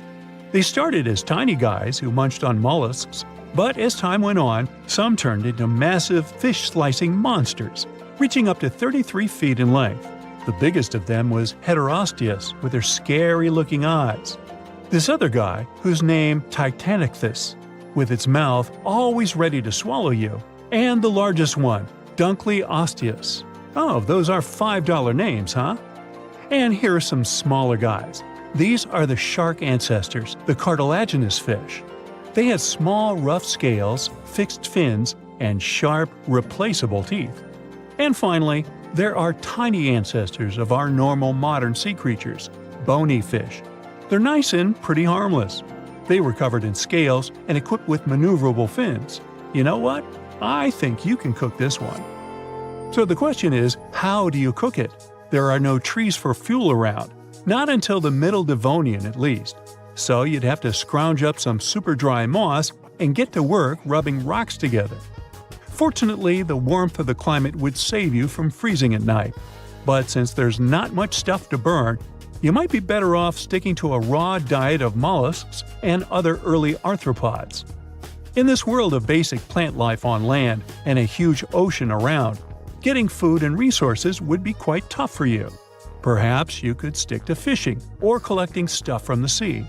Overall, you'd have to be really clever to live off the small amount of plant life and maybe learn a thing or two from the sea creatures about navigating the oceans. In any case, you'd have to start from scratch. Surviving in the Devonian would be quite a challenge. Our bodies aren't built for living underwater or thriving in an environment dominated by early marine life. You need some shelter. Maybe you could try to build a basic house along the shores using dirt and moss, probably. You just need to create tools and shelters using whatever resources you can find. So, get creative. Also, get used to living without clothes, unless you make up a way to create a dress out of moss, seashells, and fish bones, all Little Mermaid style. Alright, to make it more fair for you, let's say you ended up closer to the late Devonian period. Hey, now things are looking up. At the end of that era, the first forests started covering our Earth. Now we had plants with spores, leaves and roots, and even the first plants with seeds. The land is slowly getting some life. Hooray to normal breathing again! We've got some little bugs, 4- and 6-legged critters. The first land vertebrates, early tetrapods, started showing up. They're pretty cool. Very early ancestors of mammals and eventually us humans. But hold on, Houston, we've got a problem. As plants started taking over the land and breaking the rocks with roots, they released tons of nutrients in the water and caused a chain reaction. The sea got filled with algae, greedy bacteria thrived, and since there was almost no oxygen in the waters, around 70 to 80% of the species vanished. Whoops. But hey, good news for you! Less oxygen-hungry predators in the water. However, now you have to watch out for your new land neighbors. Most of them aren't harmful, but it's better to watch out. But still, with more trees and plants around, you could make useful tools like spears, fishing hooks, and rope. During the end of the Devonian, you might even build yourself a tree house. Picture that, in a world with the first tree ever, reaching 90 feet tall with a super wide trunk. So, it seems like you'd be able to survive without much trouble. You might even turn into a vegetarian with all these plant options. And hey, no more itchy clothes. You could fashion something much more comfortable. And remember that dinosaurs are on their way. Until then, enjoy your time. Suppose everyone in the world wants to do this, and countries started investing billions of dollars in this project. In that case, we can colonize the ocean floor. The question is, why would we need this? For the same reason we're going to colonize Mars, to save Earth from overpopulation. Why do we need to move to the red planet in the near future if we can live underwater? It'll be cheaper, safer, and most importantly, not far from our home. You don't need to stay in cryocapsules for years to wake up hundreds of millions of miles away from your planet. It's much easier to take an elevator down to the underwater city, hang out there, and enjoy the views of marine nature. Besides, staying on Mars will surely cause severe mental problems for people. Panic, stress, and the realization that you can't return to your home whenever you want can put serious pressure on your mind. It's better to live under millions of tons of salt water, and the reason why we have to do this is a need for more resources. There are about 8 billion people on Earth right now. Some experts think that when the number reaches 10 billion, the world will begin to run out of food, fresh water, and fuel. Agriculture and other industries simply won't be able to develop so quickly. Resources will be depleted, and people will have to do something to survive. The colonization of the ocean is an ideal solution to the problem. Firstly, we have very little information about the ocean. We've studied space much better than the ocean on our planet. Most likely, vast reserves of fuel are hidden under the seabed. Secondly, we will be able to reduce the load on our planet by about 50% if we move to live in the ocean. Thirdly, there will be no problems with logistics. Delivering food, necessary equipment, and construction materials will take hours, and if something breaks along the way, you can return to the surface and try to deliver it again. Sending things to Mars would be much more complex and expensive. Imagine that halfway there, millions of miles away from Earth, something breaks down on the spaceship with provisions. Then you'll have to wait for many years for the next delivery. But the main reason for ocean colonization is protection from disasters and natural cataclysms. Volcanic eruptions, radioactive winter, earthquakes, tornadoes, and floods. We could easily wait out any disaster underwater. Yeah, there are volcanoes on the ocean floor too, but the consequences of their eruptions are not so dramatic. The water immediately cools the lava and prevents ash from spreading. We will never experience the consequences of fire again. No burning forests and polluted air. And speaking about the air, there's a lot of oxygen in the ocean. More than half of the oxygen reserves on the planet are replenished by the sea, thanks to algae and phytoplankton. So don't worry, we'll be able to breathe deeply. The main thing is to figure out how to do it underwater. When humanity decides to take such a global step and begins to colonize the ocean, we will first have to adapt our bodies to high pressures. There's such a thing called saturation diving. Before descending into the depths, you must inhale compressed air. The nitrogen and oxygen quickly dissolve in your blood and exert pressure on your body from the inside. At the same time, the water pushes on it from the outside. In simple terms, your body is in balance and you don't feel bad. Divers use this method when exploring the seabed at great depths. Therefore, when people begin to colonize the ocean, they will dive there wearing cylinders with compressed air and an oxygen mask. The main rule is to surface slowly. You need to wait until the compressed air completely dissipates inside your body. If this isn't done and you rise to the surface, then you will feel intense pressure from the inside. Nitrogen will start acting in your veins like soda bubbles when you shake a can with the drink. After this adaptation, we will start building cities, roads, and stations that will transfer people to dry land and back. It shouldn't be too difficult because we already have the technologies needed for the underwater lifestyle. Welcome to the Aquarius Reef Base, located at the bottom of the Florida Keys Marine Reserve. This is a small laboratory where 6 people can live for 10 days. Scientists working there study coral reefs, marine plants, and fish. The lab doesn't look modern. It resembles a sunken, rusty bathyscaphe overgrown with shells and other underwater stuff. To create buildings with more beautiful designs, people will need new technologies for underwater construction. So let's imagine that global colonization has begun. Engineers use durable stainless metals and other materials capable of withstanding high pressure. With the help of freight elevators, people lower everything needed for large-scale construction to the bottom. Stations with such elevators appear in all the seas and oceans. Workers build huge underwater constructions on dry land. Then, large ships deliver them to the stations. From there, they descend to the bottom, where scuba divers and robots set these houses on the ocean floor. Every building is like a giant submarine with lots of apartments. They look ordinary from the inside, except for the underwater view from the window.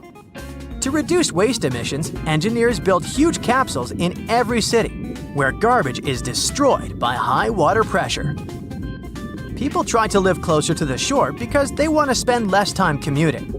This causes severe pollution in coastal areas. Builders set up communication between the stations and land by creating vacuum tunnels with high-speed trains inside. In simple words, this is an underwater subway, only much faster than the one on dry land. From now on, people move farther from the shore to live in cleaner water. Humanity begins to make daily life in underwater cities more comfortable when the main construction is over. Scientists create filters that can quickly purify seawater. Now, everyone has a faucet that takes water directly from the ocean and turns it into fresh water. Also, constructors put in air filters capable of extracting oxygen from the water. Electricians create underwater mills to generate energy. To leave home, a person must put on a diving suit and cylinders with compressed air and exit through an airlock. People swim between buildings and talk to one another using radio communication. For faster movement, car companies produce small bathyscaphes with locked cabins and powerful propeller systems. Over time, engineers create large domes where you can walk and breathe fresh air, like on land. Global clothing brands develop fashionable diving suits and practical accessories for comfortable underwater movement. For example, you can attach a small heater to your clothes to not freeze while swimming. And you can also put on wider fins with engraved brand symbols. To make such a lifestyle as comfortable as possible, scientists and biologists create masks that work like gills and provide a person with oxygen extracted from the water. Constant exposure to high pressure changes people's physiology over time. In the water, we need to put more effort into moving. People who often leave their homes lose a lot of calories. They become slimmer and their muscles get stronger. Look at the Olympic swimming champions. Now, almost all underwater citizens have the same developed shape. Our body temperature is falling, and evolution slowly turns us into cold-blooded creatures. A lack of sunlight makes our skin paler, and we start resembling amphibians. We learn more about deep-sea creatures such as the giant squid and other monsters. Almost every month, scientists discover new species. But at the same time, many fish species disappear because of human activity in the ocean. The extraction of natural resources from under the seabed heavily pollutes the water. To reduce the load on the planet, people decide to colonize the sky. But this is a topic for another video. Imagine if we could bring water from other space bodies in our solar system to Earth. We know that each planet and even moons in our system have their own unique flavor of water. So what would happen if we drained them all? Let's see. First up, we have Mars. The red planet might not have beach resorts like Earth, but it's got something special – frozen water. Up at the tippy top and down at the bottom of Mars, there are these awesome icy hats called polar ice caps. The northern cap is made of water and carbon dioxide. The southern cap is a bit fancier because it's mostly made of water ice. If Mars had its own polar bears, they would feel right at home there. In the winter, it gets even bigger as more stuff freezes onto it. And during Mars's summertime, these ice caps get a bit smaller, with some ice turning into gas. And don't forget about the frozen water hiding in the ground. Mars might look all rocky and dusty, but it's also got pockets of frozen water beneath the surface. So what if we took all this frozen Martian water and poured it onto Earth? Well, there would be some twists. Martian water is a bit different from Earth's. It has extra deuterium ice cubes inside. Deuterium is a cousin of regular hydrogen. It's a bit heavier and has an extra little buddy in its nucleus. And here's the thing. Earth life, including plants, animals, and aquatic critters, has evolved to love our hydrogen-rich water. Martian water's extra deuterium might be like giving them a different kind of drink they're not used to. Plants might change and start behaving in unexpected ways, as well as animals and fish. Plants might find Martian water a bit heavy to sip, like drinking a super thick milkshake instead of a refreshing smoothie. Some might grow taller and stronger, while others might need a bit of time to get used to the new taste. As for animals, things get a bit more mysterious here. The effects would vary and depend on many factors. They might start behaving differently, eating different things in different amounts, becoming less or more energetic, and so on. High deuterium water might also influence the growth and development of animals, and they could catch many different infections and diseases. Same for fish and aquatic life. The metabolic processes of fish might change a lot, maybe even slow down or be less efficient. They could also catch a lot of health issues and imbalance. Possibly, the entire ecosystem would have to adjust to the new water. It's hard to say for sure, since we never tested anything like that, but it wouldn't be very pleasant for fish. Introducing Martian water on Earth would be a huge experiment.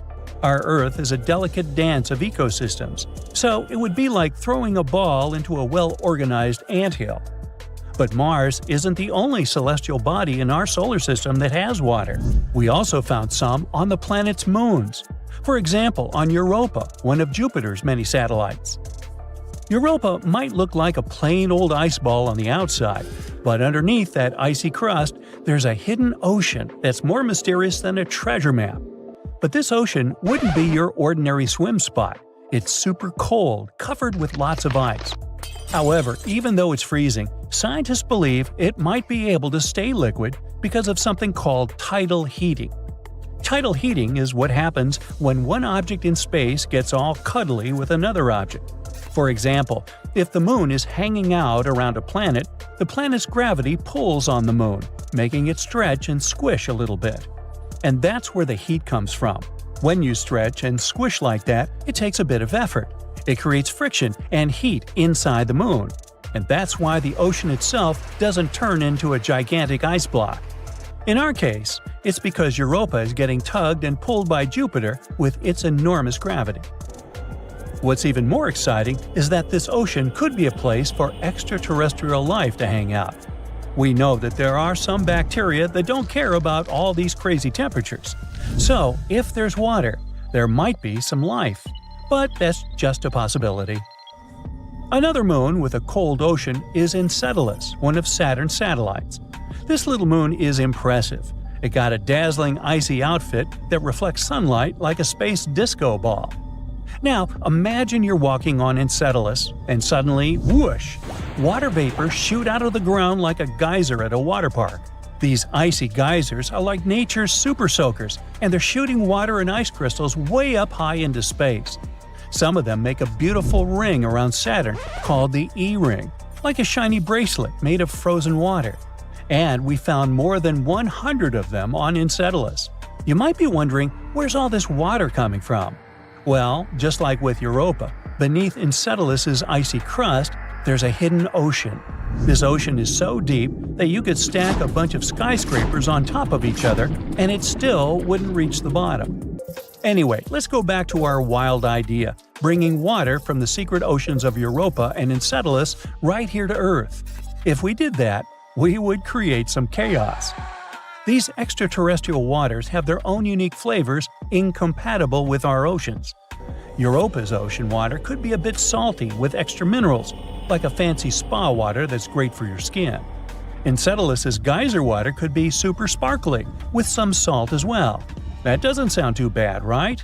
However, we're still not sure what else might be in that water. So, just like with Martian water, our marine life might start doing the water cha-cha with these new ingredients. Some species might find the new waters extra tasty and thrive, while others could have a much less pleasant time. Before we know the effects for sure, we need to study both moons in more detail. But all these celestial bodies have Earth-like water. What about, for example, another Saturn moon, Titan? Titan is a whole new world of seas and lakes, but not the kind you'd find on Earth. These lakes are filled with ethane and methane. They're made of hydrocarbons, like the stuff in your car's gas tank. Yes, exactly. These lakes are precious pools of fuel. And Titan's got way more of this fuel than Earth has oil and gas combined. They could also have a pinch of propane, and even a sprinkle of other things like hydrogen cyanide. Not a cocktail you'd want to drink. And they're also incredibly cold. Rain made of ethylene may erode the land and create underground caves. Oh, and Titan's lakes could have bubbles. It's like bubbles in your drink, but on a whole moon-sized level. These bubbles might be filled with nitrogen gas, and they could burst out like fireworks in the lakes. And when the bubbles pop, they might shape Titan's river deltas. As you can imagine, it's not the best liquid to bring to Earth. Our lakes and oceans would turn into exotic pools of hydrocarbons. Imagine lakes that don't ripple like water, but instead shimmer like liquid fuel. We'd have to find ways to adapt to this completely unfamiliar environment. Also, the hydrocarbons in Titan's lakes could solidify and turn into ice under Earth's different conditions. Imagine seeing chunks of icebergs floating on what used to be our oceans. Our boats might have to be redesigned to navigate through these icebergs. Also, rain wouldn't be water, and the winds would be much stronger than we're used to. Our cities, buildings, and infrastructure might have a tough time dealing with these extreme conditions. Not to mention the fact that this entire operation would really disrupt our ecosystems. What would happen to them is very unpredictable, but it wouldn't be good. We must remember, Earth's been perfecting its water mix for billions of years. Playing around with that mix could be like playing with a volcano. So let's appreciate and treasure our perfect Earth with its perfect water. I'll drink to that. Have you ever wondered why all planets are perfectly round? And what if these celestial bodies decided to break the rules and change their shape? Would we end up with square planets, triangular moons, or maybe even intergalactic shapes we can't even imagine? Well, let's find out. So how do planets form in the first place? The universe is filled with swirling clouds of dust and gas. These clouds, called molecular clouds, consist of various elements and compounds such as hydrogen, helium, carbon, oxygen, and so on. They're like a cosmic kitchen filled with the ingredients needed to cook up some brand new planets. The first step in the recipe for planetary formation is called the accretion theory. Let's say that something happens that causes gravitational instability, like a supernova goes off nearby or something. This pushes the gas and dust in the cloud and causes them to come together. Because of gravity, these particles start falling toward a central point. They become more tightly packed together, like when you squeeze a ball in your hand. And eventually, they're squeezed so hard that the cloud starts to flatten into a disc shape, kind of like when you mix flour and water to make pizza dough. This disk is called a protoplanetary disk. It's also spinning because the cloud's particles had some rotation to begin with. Now, imagine these tiny dust particles and gas molecules dancing around in the disk. Sometimes they bump into each other, and when they do, they stick together like Velcro. These little clumps of dust and gas are called planetesimals. They're the building blocks of planets. And as the planetesimals continued to collide and merge, they grew larger and larger, forming protoplanets. The protoplanets were getting serious about their size, and their gravity became stronger. Some of them got so massive that they became the grand masters of their cosmic neighborhoods, the planets we know and love. Each planet had its own unique recipe of gases, rocks, and sometimes even water. But why do the planets look like spheres? Well, it's all because of gravity. Let's go back to our protoplanets. Imagine you're squeezing a balloon with your hands. The air inside of the balloon pushes back, creating pressure. Something similar happens with planets. Gravity squeezes its material inward, pulling in towards the center. And since gravity acts equally in all directions, it pulls material from all sides toward the center of mass, resulting in a sphere-like shape. And that material pushes back with pressure, resisting the force of gravity. In the end, they both find a sweet spot where they balance each other out. It's called hydrostatic equilibrium, a fancy term that means everything inside a planet is in balance. But that's not all. Another thing that makes the planet spherical is their rotation. Think about a ball of Play-Doh or something like that. Imagine you spin it rapidly. The material starts to push outward, making the Play-Doh bulge at the equator and flatten at the poles. The same thing happens to planets. As they spin on their axes, the combination of gravity and rotation pushes the material outward, making the planet bulge at the equator. They low-key want to become disks again. However, gravity doesn't want any lumpy planets. It wants them to be nice and round, so it keeps pulling on the material, trying to make everything as compact as possible. Eventually, gravity wins, and the planet settles into a spherical shape. Let's take some examples from our planetary playlist. Jupiter, the giant of the solar system, loves to show off its oblateness. It spins so fast that it becomes noticeably squished at the poles and chubby in the middle. It's like a spinning top with a cute belly. Saturn, the ringed wonder, also joins the oblate party. It spins around with its beautiful rings, and its oblateness is even more pronounced than Jupiter's. These examples show how rotation can give planets a unique shape. They go from being perfectly round to having a delightful bulge around the middle. It's like cosmic pottery, where the spinning motion creates a playful and distinct shape. So now you know why the planets are round. But what's more interesting is, what if they weren't? What if they were, let's say, cubical? Or even triangular? Well, let's see. A cube-shaped or a triangle-shaped planet would have its mass spread out in a completely different way than a sphere. And you know what that means? Gravity would be all shook up too. On a spherical planet, gravity pulls everything towards the center because the mass is evenly distributed around that center. But when we introduce a cube-shaped or triangle-shaped planet, things get interesting. If you're standing at the center of one of those faces, you'd feel the strongest pull of gravity. That's because the faces are the closest to the center of gravity. And as you venture away from the center and start walking towards the edges, gravity starts playing tricks on you. You would feel the struggle against the steep-angled gravity. Walking on those edges would feel just like climbing a mountain, or walking on a super steep slope. All because gravity wants you right in the middle of the face, and nowhere else. Now imagine the terrain along the edges and corners. It's a barren, rocky, and dry landscape. Why? Well, all the water would pool in at the center of each face, leaving the edges high and dry. And the air quality? Well, it's either non-existent or so thin that it can't support life. Not the coziest place to set up camp, that's for sure. And don't forget your warm clothes, lunch, and hiking boots. You'll need them because of the crazy climate. The type of climate you'll encounter on our cube or triangle-shaped Earth depends on how it spins. If it rotates at its corners, each side would enjoy a mild, temperate climate. However, if it rotates on an axis through two of its faces, things get intense. Picture a roller coaster version of our current climate. Some faces would be polar wonderlands, icy and chilly. The top and bottom faces for the cube, and the bottom face for the triangle. Meanwhile, the other sides would be completely different. In a cube, they would be scorching hot with an equatorial climate that would make you break a sweat. Instead of sunlight gently curving along the surface, it would directly beam onto these faces. Talk about feeling the heat. And on a triangular planet, the sunlight would strike the faces at an angle. This angled sunlight would create fascinating temperature variations across the planet. Imagine this. As you move from the base of the triangle towards the tip, the temperatures would gradually decrease. The base, where the sunlight hits most directly, would be the hottest region, just like the equatorial climate we're familiar with on our spherical Earth.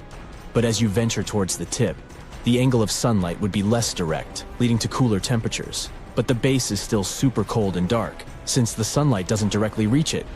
So the triangle would be absolutely crazy in terms of temperature changes and climate zones. By the way, you know that cozy blanket of air we call the atmosphere? Well, on our angular Earth, things would get a little topsy-turvy. Gravity would be pulling stronger from the center of each face. The result? The atmosphere would go through some crazy changes. Picture this. At the center of each face, where gravity is strongest, the atmosphere would gather and thicken. It would be like a bustling city, full of air molecules. But as you venture towards the edges, things would start to thin out. The atmosphere would become scarce and very thin. So breathing along the edges would be quite a challenge, and the edges would be a tough neighborhood for life to thrive.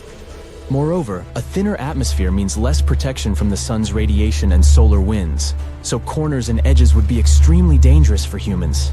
Of course, this is all just a playful exploration of what could be.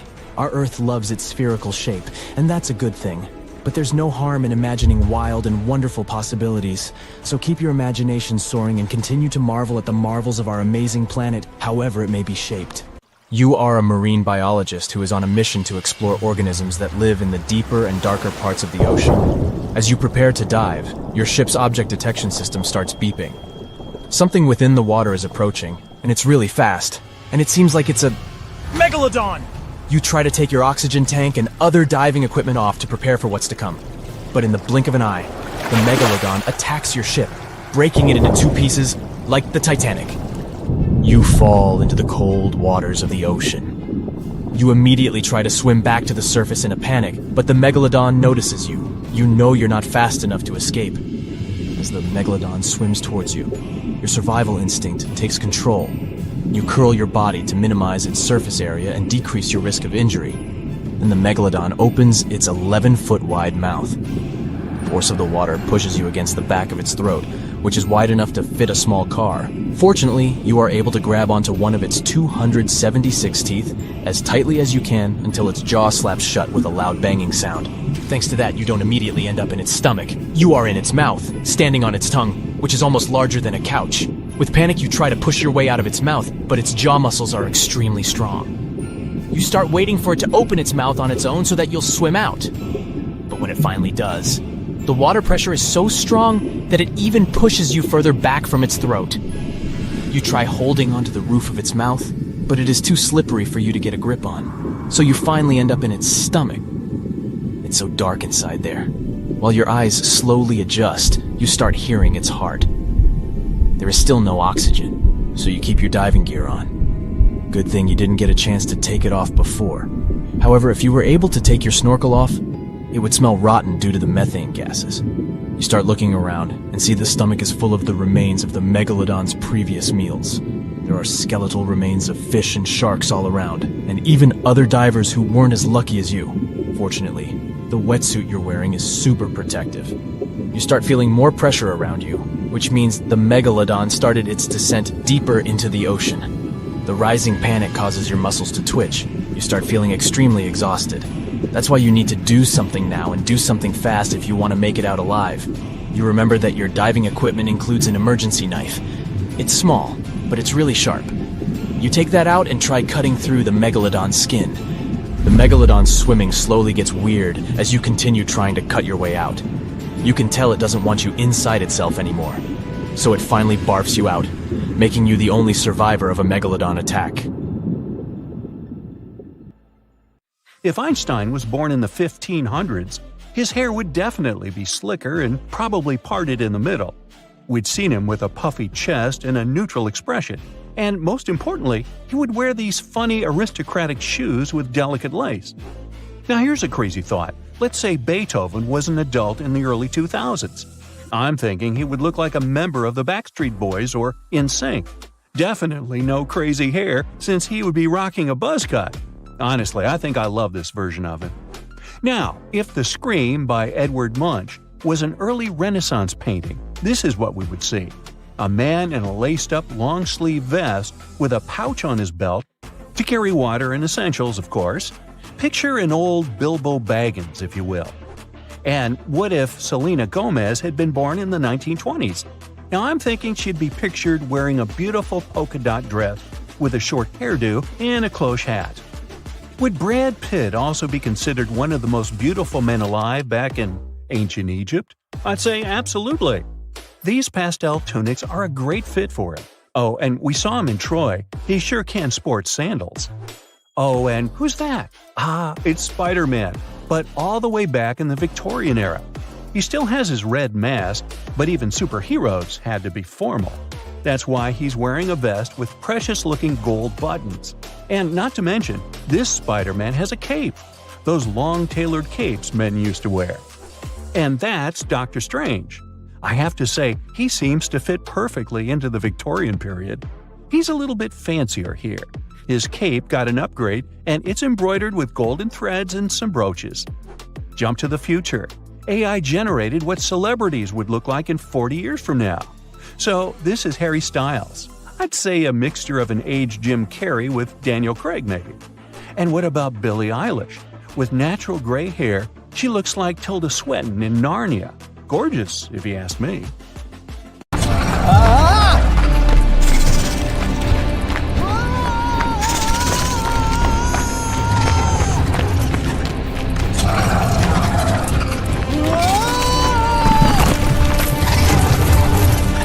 No!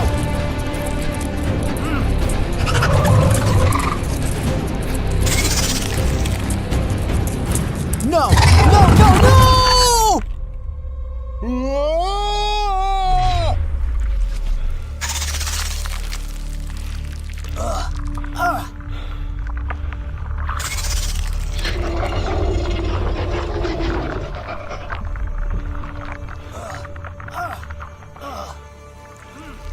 Oh no.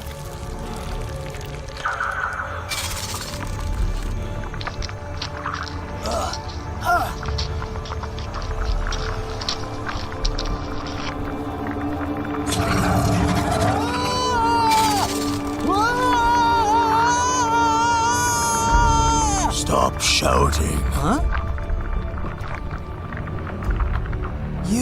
You can speak?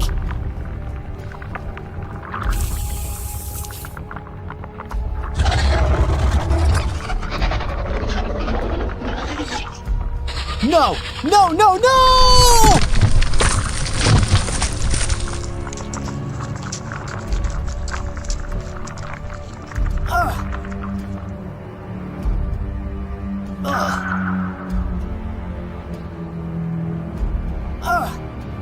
Don't even try to escape. Wow. Okay, I got it. Jeez. No need to swing your fists here. These savages can't even eat in peace.